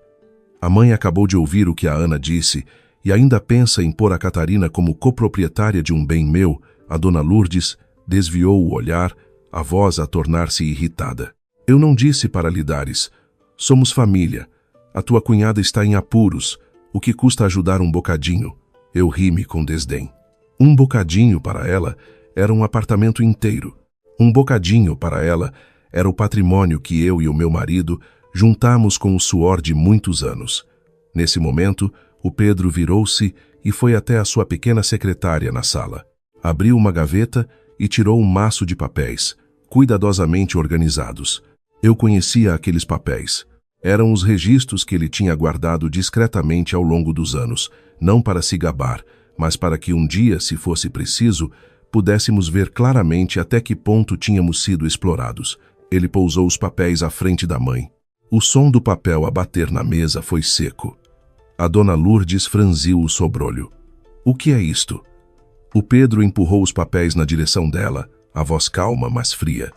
Mãe, veja, o dinheiro para o conserto do telhado da sua casa, o dinheiro para pagar as suas dívidas, o dinheiro da sua operação aos olhos, o dinheiro do curso de maquilhagem da Catarina, o dinheiro que a Catarina pediu para comprar telemóveis, malas, roupas para tirar fotos, cada quantia, cada data, cada transferência. A dona Lourdes folheou algumas páginas, o rosto a mudar de cor. A Catarina também levantou a cabeça, os olhos vermelhos a mostrarem um vislumbre de pânico. Os números estavam ali, no papel, sem acusações, sem queixas, mas mais pesados do que qualquer palavra de condenação. O Pedro olhou para a mãe por um longo tempo e disse, sabe o que é mais assustador, mãe? É que se habituou tanto a pedir-nos dinheiro que passou a achar que era um direito seu. A dona Lourdes estremeceu, como se lhe tivessem tocado num ponto sensível. Como é que podes dizer isso? Eu sou tua mãe. O Pedro acenou, os olhos a ficarem vermelhos. Eu sei que é a minha mãe. Foi por isso que ajudei durante tantos anos. Mas ser mãe não lhe dá o direito de transformar a bondade dos filhos numa obrigação sem fundo. Assim que ele terminou, a dona Lourdes mordeu o lábio, as lágrimas a começarem a cair. Mas desta vez, não sei se eram lágrimas de dor ou de ter sido desmascarada. O Pedro virou-se para a Catarina, a voz a baixar de tom, não a gritar, mas cada palavra parecia bater na mesa. E tu não amas um rico, tu amas a sensação de que os outros te veem como a mulher de um rico. Não precisas de um homem decente. Precisas de um adereço para a tua vaidade.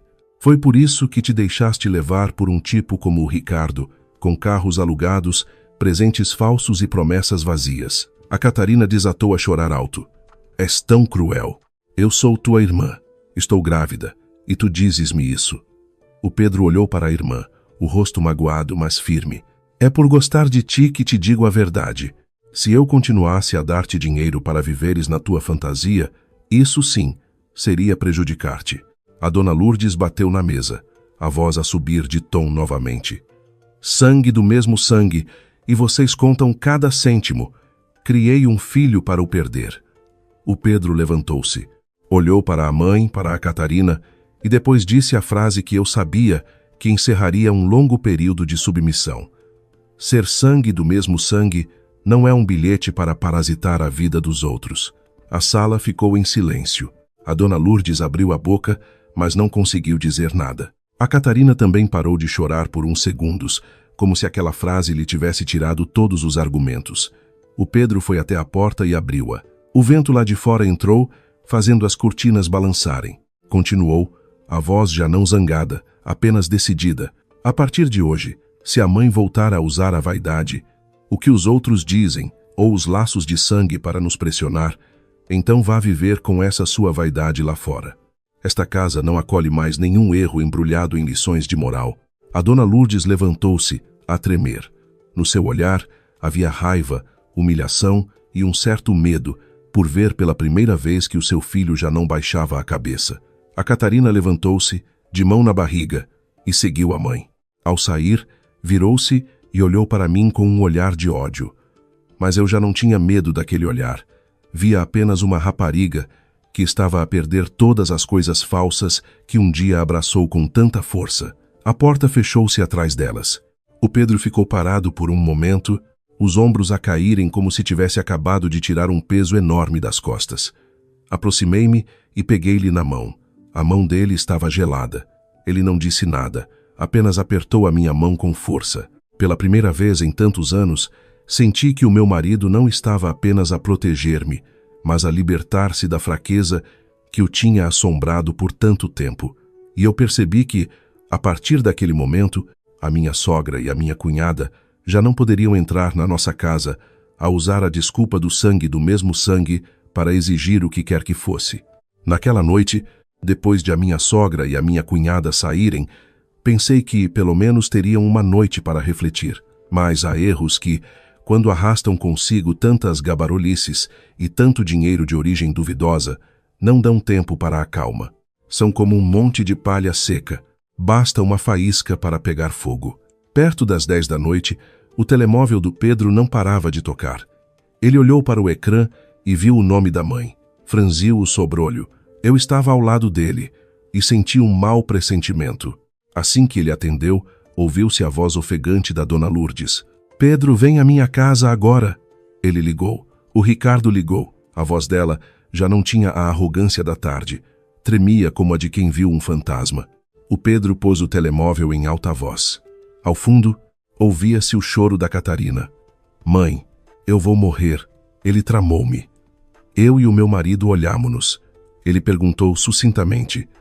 O que é que o Ricardo disse? A dona Lourdes respondeu sem conseguir formar uma frase completa. Ele ameaçou divulgar gravações. Diz que a Catarina também gastou o dinheiro dele, que foi cúmplice. Vem rápido, não sei o que fazer. Fomos de carro até casa da dona Lourdes. A velha casa estava iluminada, mas estranhamente fria. A Catarina estava encolhida no sofá, o cabelo despenteado, o telemóvel na mão. A dona Lourdes andava de um lado para o outro na sala, o rosto pálido. Assim que viu o Pedro, correu para ele e puxou-o pelo braço. Vê isto, vê o que ele enviou à tua irmã. A Catarina, a tremer, mostrou a mensagem de voz que o Ricardo tinha acabado de enviar. A voz dele soou pelo altifalante, rouca, mas cheia de ironia. Não penses que me apanhas com essa barriga. Tu também gastaste o meu dinheiro. Os presentes que te dei, o dinheiro que transferi, os sítios onde te levei. Aproveitaste tudo e agora queres fazer-te de vítima. A Catarina desatou a chorar. Não é verdade. Foste tu que me enganaste, Disseste que me amavas. O Ricardo riu-se na gravação seguinte. Amar-te, amei, mas tu também não és santa nenhuma. Disseste-me que o teu irmão e a tua cunhada tinham muito dinheiro, que bastava fazeres um escândalo para eles largarem a nota. Eu ainda tenho isso tudo guardado. Não me obrigues a publicar. Ao ouvir isto, a dona Lourdes cambaleou e sentou-se. O assustador não era apenas a fuga do Ricardo, mas o facto de ele ter preparado o caminho para se vingar. Um tipo como ele não só sabe enganar, mas também sabe guardar as provas para quando for encurralado. Logo a seguir, o telemóvel da Catarina iluminou-se novamente. O Ricardo enviou uma curta gravação de voz, na qual se ouvia claramente a voz da Catarina, mas o áudio estava habilmente editado. Deixa comigo. O meu irmão e a minha cunhada têm muito dinheiro. A minha mãe diz que, se eu engravidar, eles não se atrevem a abandonar-me. A Catarina gritou, atirando o telemóvel para o sofá. Ele editou. Ele está a tramar-me. Eu não disse isso com essa intenção. Mas a sala ficou em silêncio, porque, editado ou não, a voz era dela, e era suficiente para que qualquer pessoa de fora entendesse da pior maneira. O Ricardo enviou mais uma mensagem de texto arrepiante. Nesta vida, quem tem as provas, ganha. Não me obrigues a publicá-las. A Catarina escondeu o rosto e começou a soluçar. A dona Lourdes, só agora, entrou em pânico a sério. Já não perguntou o que a Catarina tinha dito, recebido ou feito com o Ricardo. Virou-se para o Pedro e implorou. Encontra uma maneira de fazer desaparecer essa gravação. Tu conheces tanta gente nos negócios, pede a alguém para tratar disto. Se ele publicar isso, que cara é que a Catarina vai ter? O Pedro olhou para a mãe por um longo tempo. Não gritou, mas o seu olhar era tão frio que a dona Lourdes baixou o tom. Ele disse, mãe, não confunda as coisas. Fazer negócios não significa saber como calar as pessoas.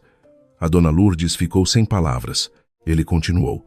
Se ele está a ameaçar divulgar gravações para extorquir dinheiro ou difamar, apresentem queixa na polícia. Mas se a mãe quer que eu limpe o passado da Catarina, para que todos possam continuar a fingir que são vítimas inocentes, eu não o farei.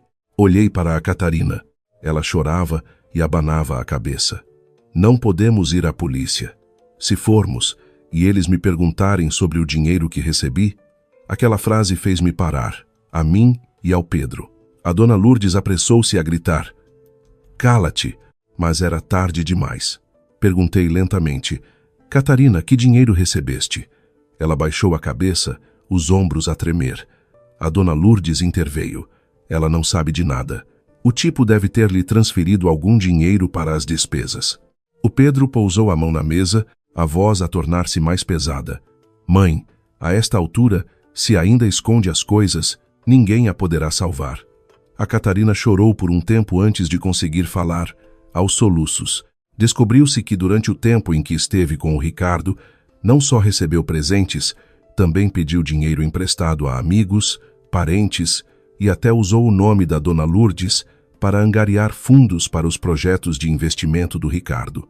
Ora, eram 1.000 euros, ora, eram 2.000. As pessoas emprestaram porque acreditavam que a Catarina ia casar com um rico, porque a dona Lourdes lhes tinha garantido que o futuro genro tinha grandes projetos e só precisava de liquidez temporária.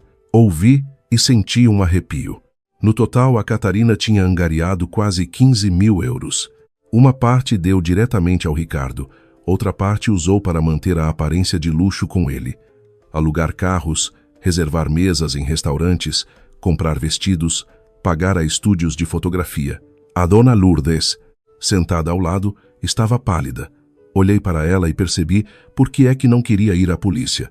Não era só por medo de que se soubesse que a filha tinha sido enganada, mas também por medo de que se descobrisse que ela própria tinha usado a sua credibilidade para garantir esses empréstimos. O Pedro perguntou à mãe, a voz muito baixa. A mãe sabia que a Catarina andava a pedir dinheiro emprestado? A dona Lourdes balbuciou e por fim tentou defender-se. Eu pensei que era só temporário. O Ricardo disse que depois do casamento pagava tudo. O Pedro interrompeu-a. Quem diria, não é? Depois de a Sofia e eu a termos avisado tantas vezes e a mãe não ter ouvido. Depois de a mãe ter dito que eu estava a ser influenciado pela minha mulher. E agora, a mãe diz: quem diria? A Catarina levantou a cabeça, as lágrimas a escorrerem. Irmão, ajuda-me. Eu errei. Empresta-me só o dinheiro para pagar aos nossos parentes. O Ricardo logo se vê. O Pedro olhou para a irmã. O olhar era de dor, mas não de fraqueza. Tu ainda não percebeste. O dinheiro não resolve a tua desonestidade. Se eu pagar desta vez, quem pagará da próxima? Queres que eu pague as tuas dívidas para poderes continuar a dizer que foste a vítima? A dona Lourdes começou a chorar a sério. Então queres que a tua mãe e a tua irmã morram? O Pedro levantou-se, a voz fria e clara. Ninguém quer que morram, mas eu também não vou deixar que a minha mulher viva a pagar pelas consequências dos vossos atos. Olhou em volta da sala para as caixas de presentes de fachada ainda na vitrine e concluiu com uma frase que fez a dona Lourdes baixar a cabeça. Isto já não é ser enganado no amor. Isto é uma teia de dívidas que a mãe e a filha criaram. Eu estava ao lado dele e não disse mais nada, porque tudo era demasiado claro. O Ricardo era um vigarista, sim, mas se não fosse a ganância, a vaidade, o hábito de querer que os outros paguem pelos seus erros, ele não teria encontrado tantas brechas para entrar. Naquela noite, quando saímos da casa da dona Lourdes, o choro da Catarina ainda ecoava atrás de nós. Mas, pela primeira vez, não senti necessidade de voltar atrás. Há buracos em que, mesmo depois de avisarmos, as pessoas insistem em saltar. E nós não podemos transformar a nossa vida numa corda para as puxar para fora para sempre. Na manhã seguinte, quando o sol ainda mal tinha nascido, ouviram-se batidas insistentes na porta da casa da dona Lourdes. Soube disto não por estar lá, mas porque a dona Lourdes ligou ao Pedro em pânico. Assim que o telemóvel tocou, ele pôs em alta voz e ouvimos a sua respiração ofegante. Pedro, vem à minha casa, agora. Vieram todos. Estão a exigir o dinheiro da Catarina.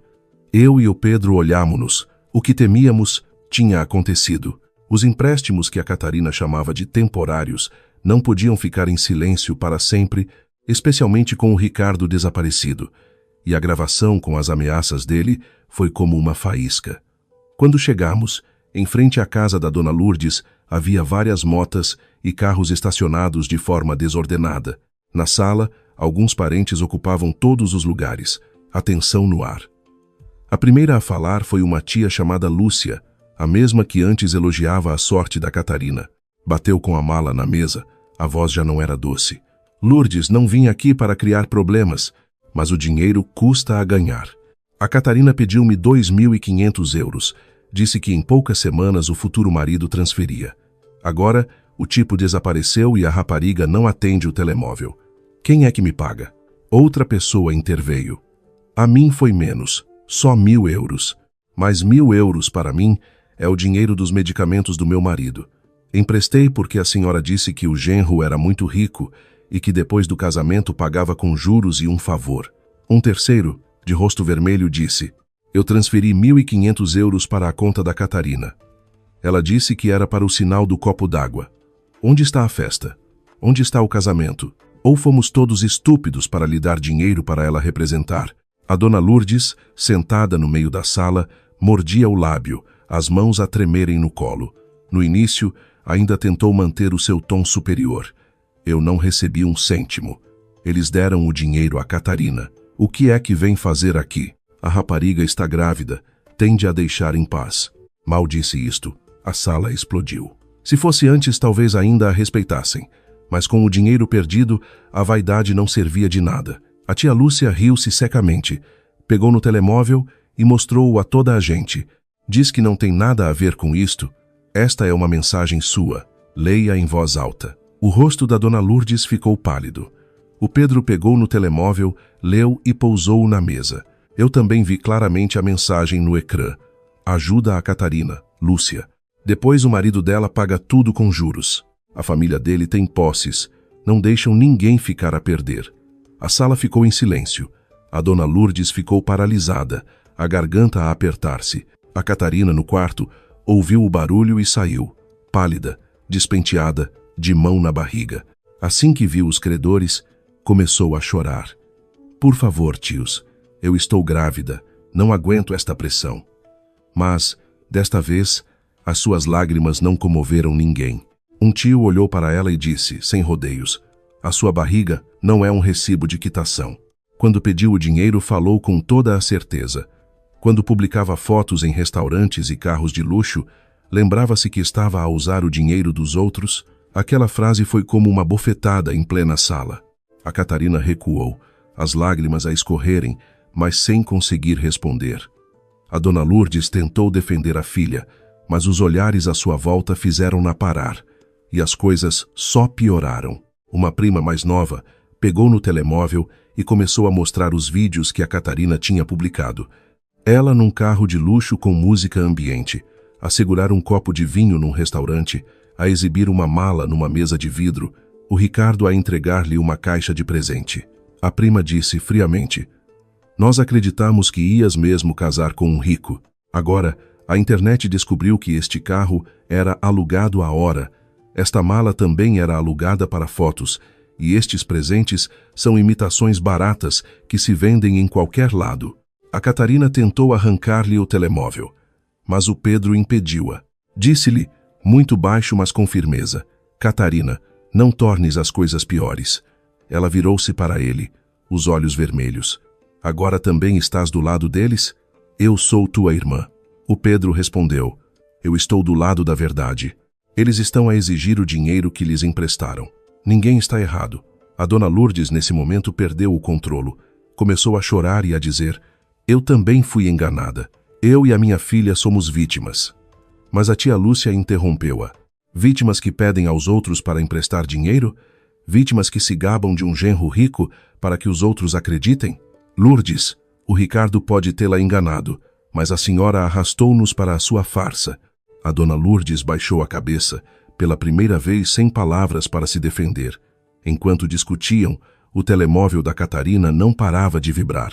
Alguém estava a enviar-lhe capturas de ecrã das suas publicações antigas, que estavam a ser partilhadas em grupos privados. Nos comentários, as pessoas analisavam cada detalhe. O carro que aparecia num anúncio de aluguer, o perfume que era uma imitação, o restaurante que oferecia pacotes de pedido de casamento à hora, a mala que tinha a etiqueta de um estúdio. O mundo de luxo que a Catarina construiu estava a ser desfeito, pedaço por pedaço, à frente de toda a gente, sem qualquer glamour. Vi a Catarina a afundar-se no sofá, as mãos a cobrir o rosto, os ombros a tremer. Não senti alegria, apenas pensei que o preço de uma vida falsa é demasiado alto.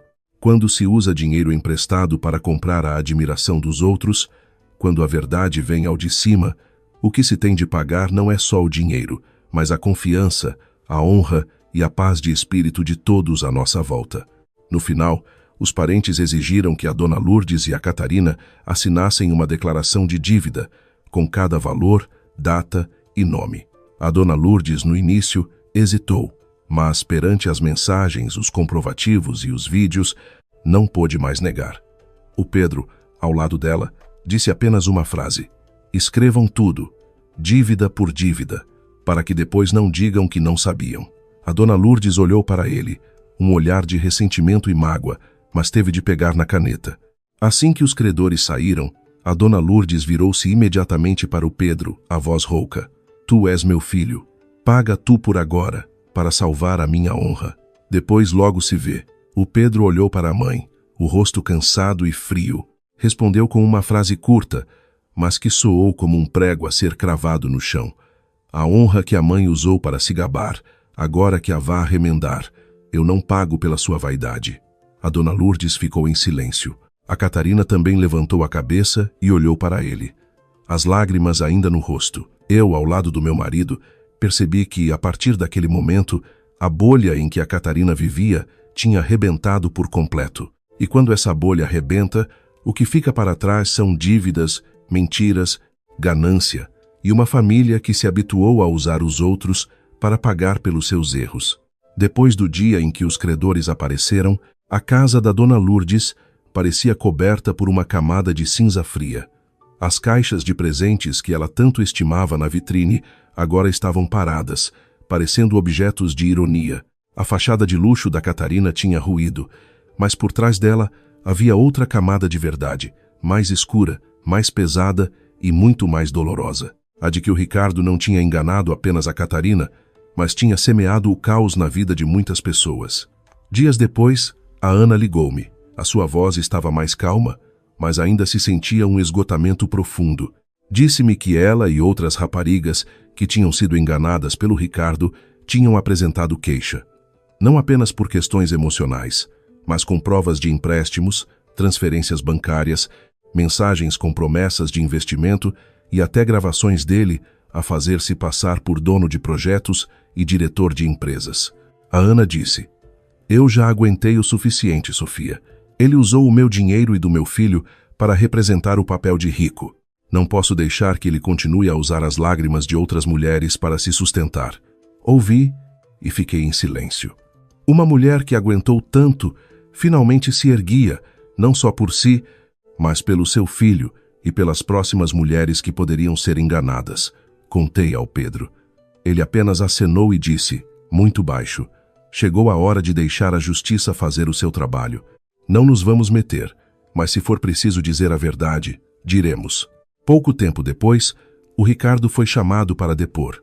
No início, ele estava muito confiante.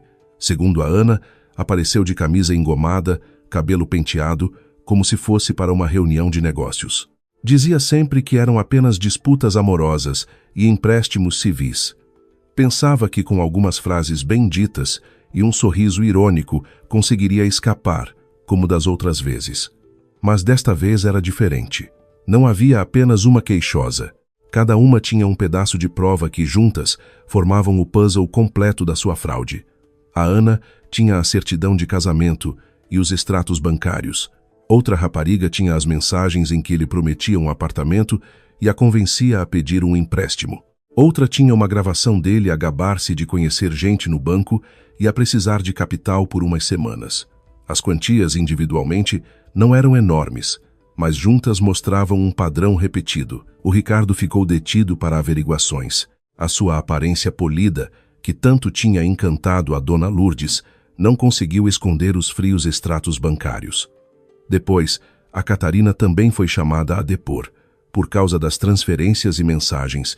No dia em que recebeu a notificação, a dona Lourdes chorou rios de lágrimas. Ligou ao Pedro, a voz distorcida. "A tua irmã está grávida. Como é que a chamam para depor? Ajuda-a, fala com alguém."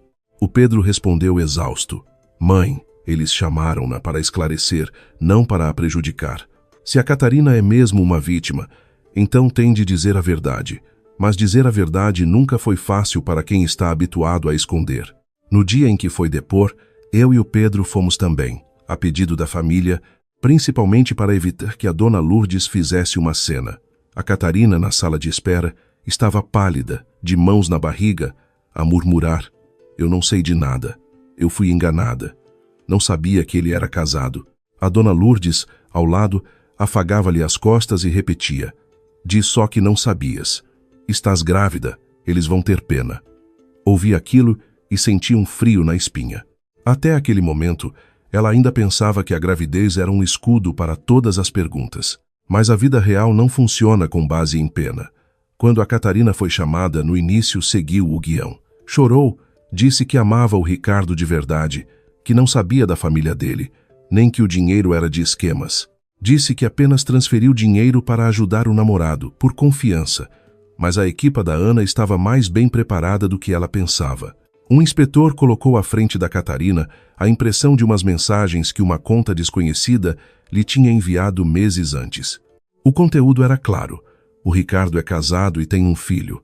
Não acredites nele. Ele está a usar o dinheiro da mulher para enganar outras pessoas." A mensagem tinha sido enviada para o número da Catarina e o estado era lida. Depois disso, a própria Catarina bloqueou essa conta. A Catarina olhou para o papel, o rosto sem uma gota de sangue. Gaguejou: "Eu pensei que estavam a tentar separar-nos, que era alguém com inveja." O inspetor perguntou: "Se pensou que era mentira, por que não verificou? Por que é que bloqueou logo a seguir a ler?" A Catarina baixou a cabeça, as lágrimas a caírem nas suas mãos. Eu, do lado de fora, a ver por uma fresta da porta, senti o coração pesado. Afinal, Não era que ela não soubesse de tudo. Ela viu uma fresta da verdade, mas fechou-a com as próprias mãos, com medo de perder a máscara de namorada de rico. O choque maior veio quando o Ricardo foi chamado para a acariação. Agora, ele já não tinha o ar polido. Estava abatido, com olheiras, mas a boca ainda era afiada. Assim que o viu, a Catarina começou a chorar. Diz que me enganaste, que eu não sabia de nada. O Ricardo sorriu de lado. Não sabias de nada? Leste as mensagens de aviso, e mesmo assim continuaste a abraçar-me para as fotos. A Catarina tremeu, a voz a quebrar-se. Estragaste minha vida e ainda dizes isso? Eu estou grávida de um filho teu. O Ricardo olhou para a barriga dela, o olhar gelado. Lançou uma frase que congelou a sala. Se o filho é meu, ainda não tenho a certeza. A Catarina ficou paralisada. A dona Lourdes, no corredor, ao ouvir, levantou-se de um salto, pálida. A Catarina atirou-se a ele, mas foi impedida. Gritou: estragaste minha vida e agora negas o teu filho. És um monstro! O Ricardo não desviou o olhar, apenas sorriu com desdém. Tu também não me amavas.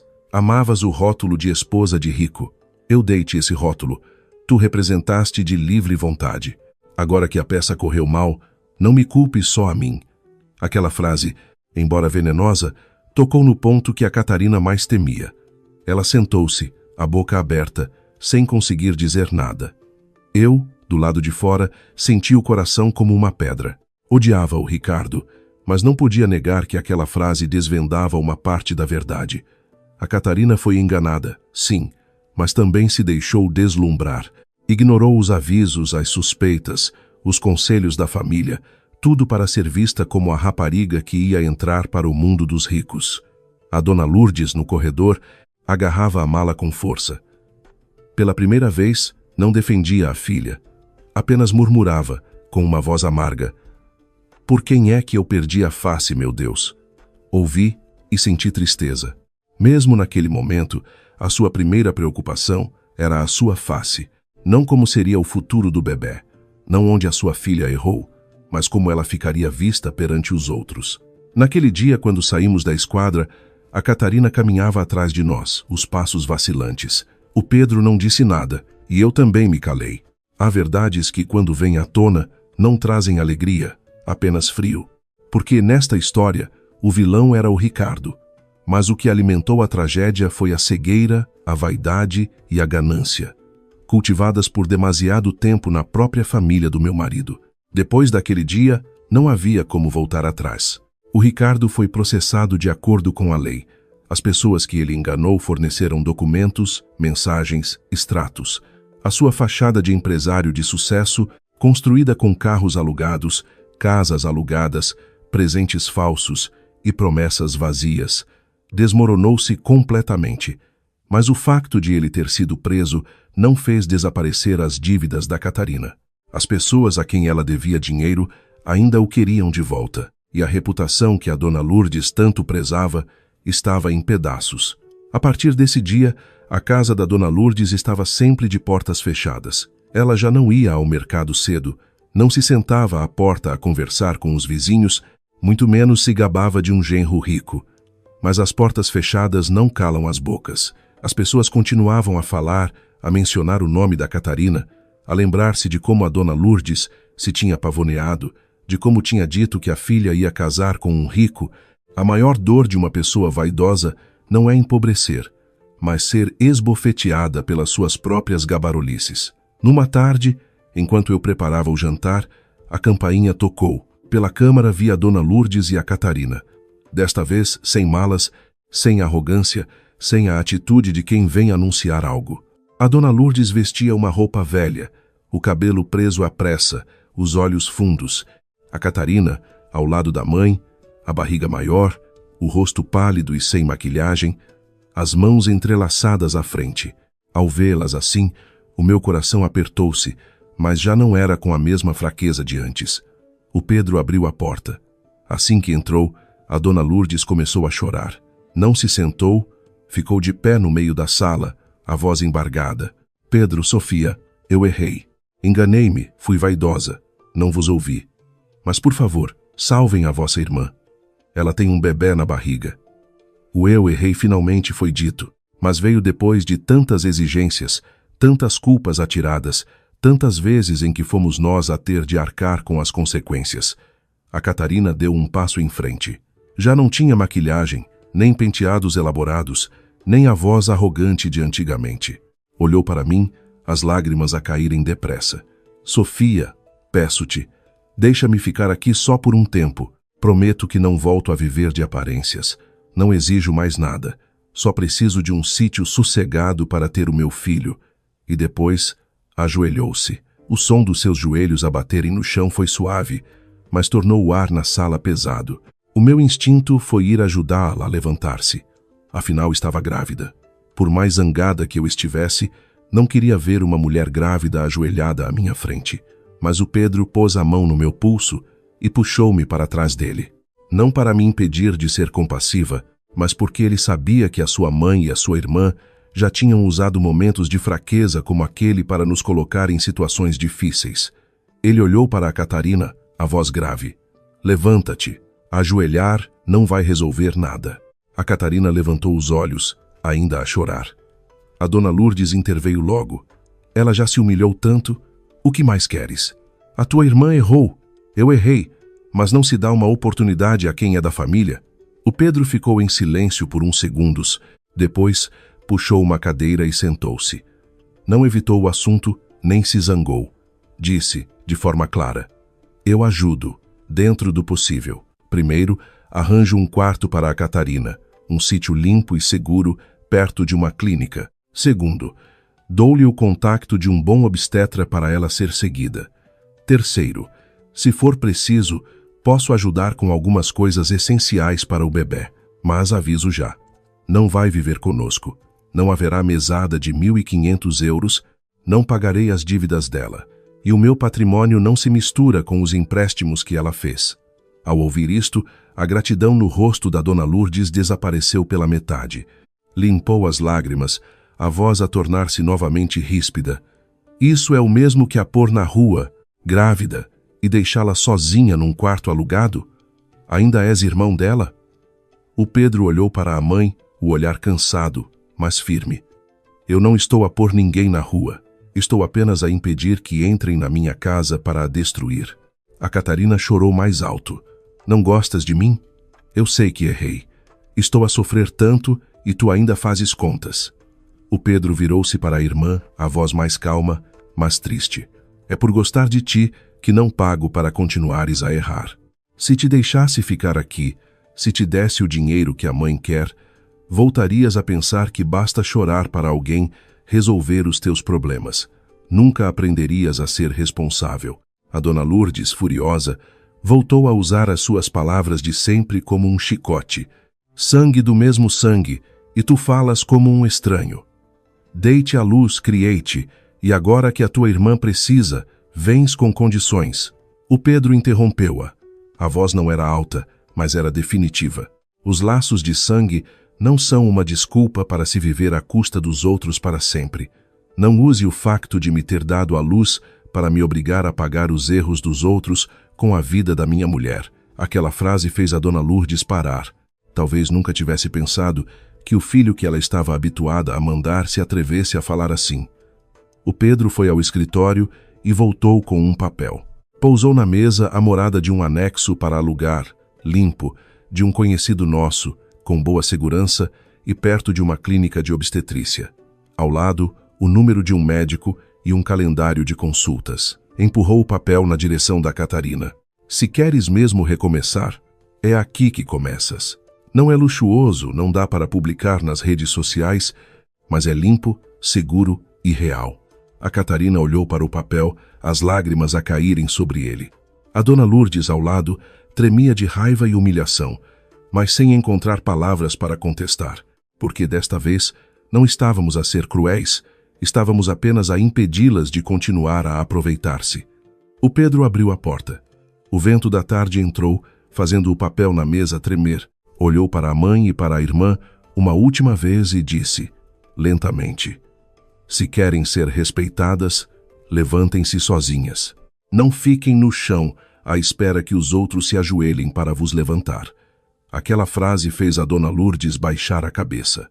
A Catarina levantou-se, de mão na barriga, sem se atrever a olhar para mim.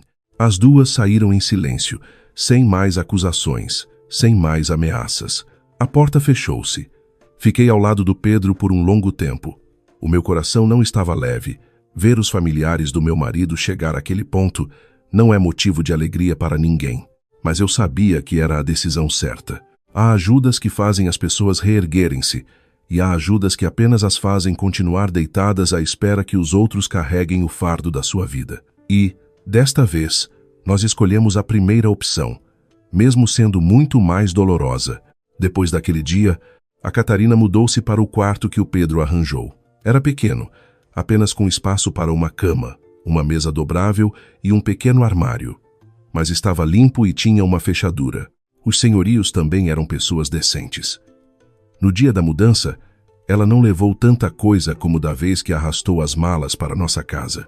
Os vestidos brilhantes, as malas para as fotos, os presentes que um dia estimou, foram todos vendidos. Alguns não tiveram comprador. Outros, assim que foram publicados, foram reconhecidos como alugados ou falsos. Cada vez que isso acontecia, ela ficava em silêncio por um longo tempo. O Pedro contou-me que, um dia, a Catarina estava sentada no meio do seu quarto, rodeada pelos objetos que um dia a fizeram viver sob o olhar de admiração dos outros. Agora, estavam ali, baratos e sem sentido. A mala que ela exibira como um presente do namorado acabou por ser vendida por uns trocos. O perfume que foi filmado em detalhe, ninguém o quis por ser demasiado forte e de má qualidade. Eu não me ri, apenas pensei em como a vida é estranha. As coisas de que uma pessoa um dia se orgulhou, quando se cai na realidade, descobre-se que não valem nada. A dona Lourdes também mudou muito. Já não ia ao mercado com seu andar apressado, mas de cabeça erguida. Quando saía, era rápido, falava pouco, olhava pouco para as pessoas. Aqueles que a tinham ouvido gabar-se do genro rico, agora, quando a encontravam, faziam-lhe algumas perguntas vagas que a deixavam envergonhada. Na família, houve quem a criticasse pela sua vaidade, quem criticasse a Catarina pela sua ingenuidade e quem criticasse o Pedro por não ter amparado a irmã. Mas desta vez o meu marido não vacilou. Separou completamente as nossas finanças das da sua mãe. As ajudas que deu foram limitadas e com um propósito claro. Para as consultas, pagava diretamente à clínica. As coisas para o bebê, eu comprava o essencial, sem dinheiro na mão. As dívidas da Catarina, não as pagamos. Não por falta de amor, mas porque pagar naquela altura seria como ensinar-lhe que podia continuar a errar, que alguém limparia a sua sujeira. O tempo passou. A Catarina deu à luz uma menina, pequenina, de pele rosada e um choro forte. Quando o Pedro me contou, o meu coração amoleceu. As crianças não têm culpa das escolhas erradas dos adultos. Enviei-lhe umas roupas de recém-nascido, algumas fraldas, leite e um cobertor macio. Sem ostentação, sem muitas palavras. Apenas lhe enviei uma mensagem a dizer que, se precisasse de algo essencial para o bebê, que dissesse, mas que tudo teria de ser usado para a criança. Numa noite, o meu telemóvel iluminou-se com uma mensagem da Catarina. Era curta. Odiei-te por muito tempo, mas só agora percebo que tinhas razão naquele dia. Li e reli a mensagem várias vezes. Não senti vitória, nem alegria, apenas um pouco de tristeza, um pouco de pena e um pouco de alívio. Porque, pelo menos depois de tudo, ela começava a ver a verdade com os seus próprios olhos. Não respondi com um texto longo. Apenas escrevi: agora que entendeste, vive com dignidade pela tua filha. Depois disso, a Catarina não me enviou mais nada por um longo tempo, mas soube que começou a trabalhar em vendas online para uma pequena loja. O rendimento não era alto, mas era constante. Já não publicava fotos de luxo, não escrevia legendas ambíguas. De vez em quando, via uma foto da mão da sua filha a segurar o seu dedo. Sem glamour, mas muito mais real. A dona Lourdes também veio à nossa casa, mais tarde. Trouxe umas frutas, sentou-se na sala por um longo tempo antes de conseguir dizer: eu fui demasiado vaidosa. Olhei para ela, sem mais acusações. Há pedidos de desculpa que chegam tarde, mas que ainda devem ser ouvidos. Apenas, entre mim e ela, ficou uma distância que nunca mais será como antes. Continuo a chamar lá de mãe, a manter o respeito, mas já não deixo que as suas lamentações me façam sentir em dívida. Quanto ao Pedro, depois de tudo, tornou-se mais reservado. Uma vez disse-me: levei muitos anos a perceber que amar a família não significa dar-lhes tudo o que eles querem. Peguei-lhe na mão e não respondi, porque sabia que ele também sofria. A pessoa que tem de impor limites à sua própria mãe e irmã nunca o faz de ânimo leve. Apenas, há limites que, se não forem impostos, um dia, o nosso próprio lar pode ser arrastado pela correnteza. No final de contas, não me sinto uma vencedora.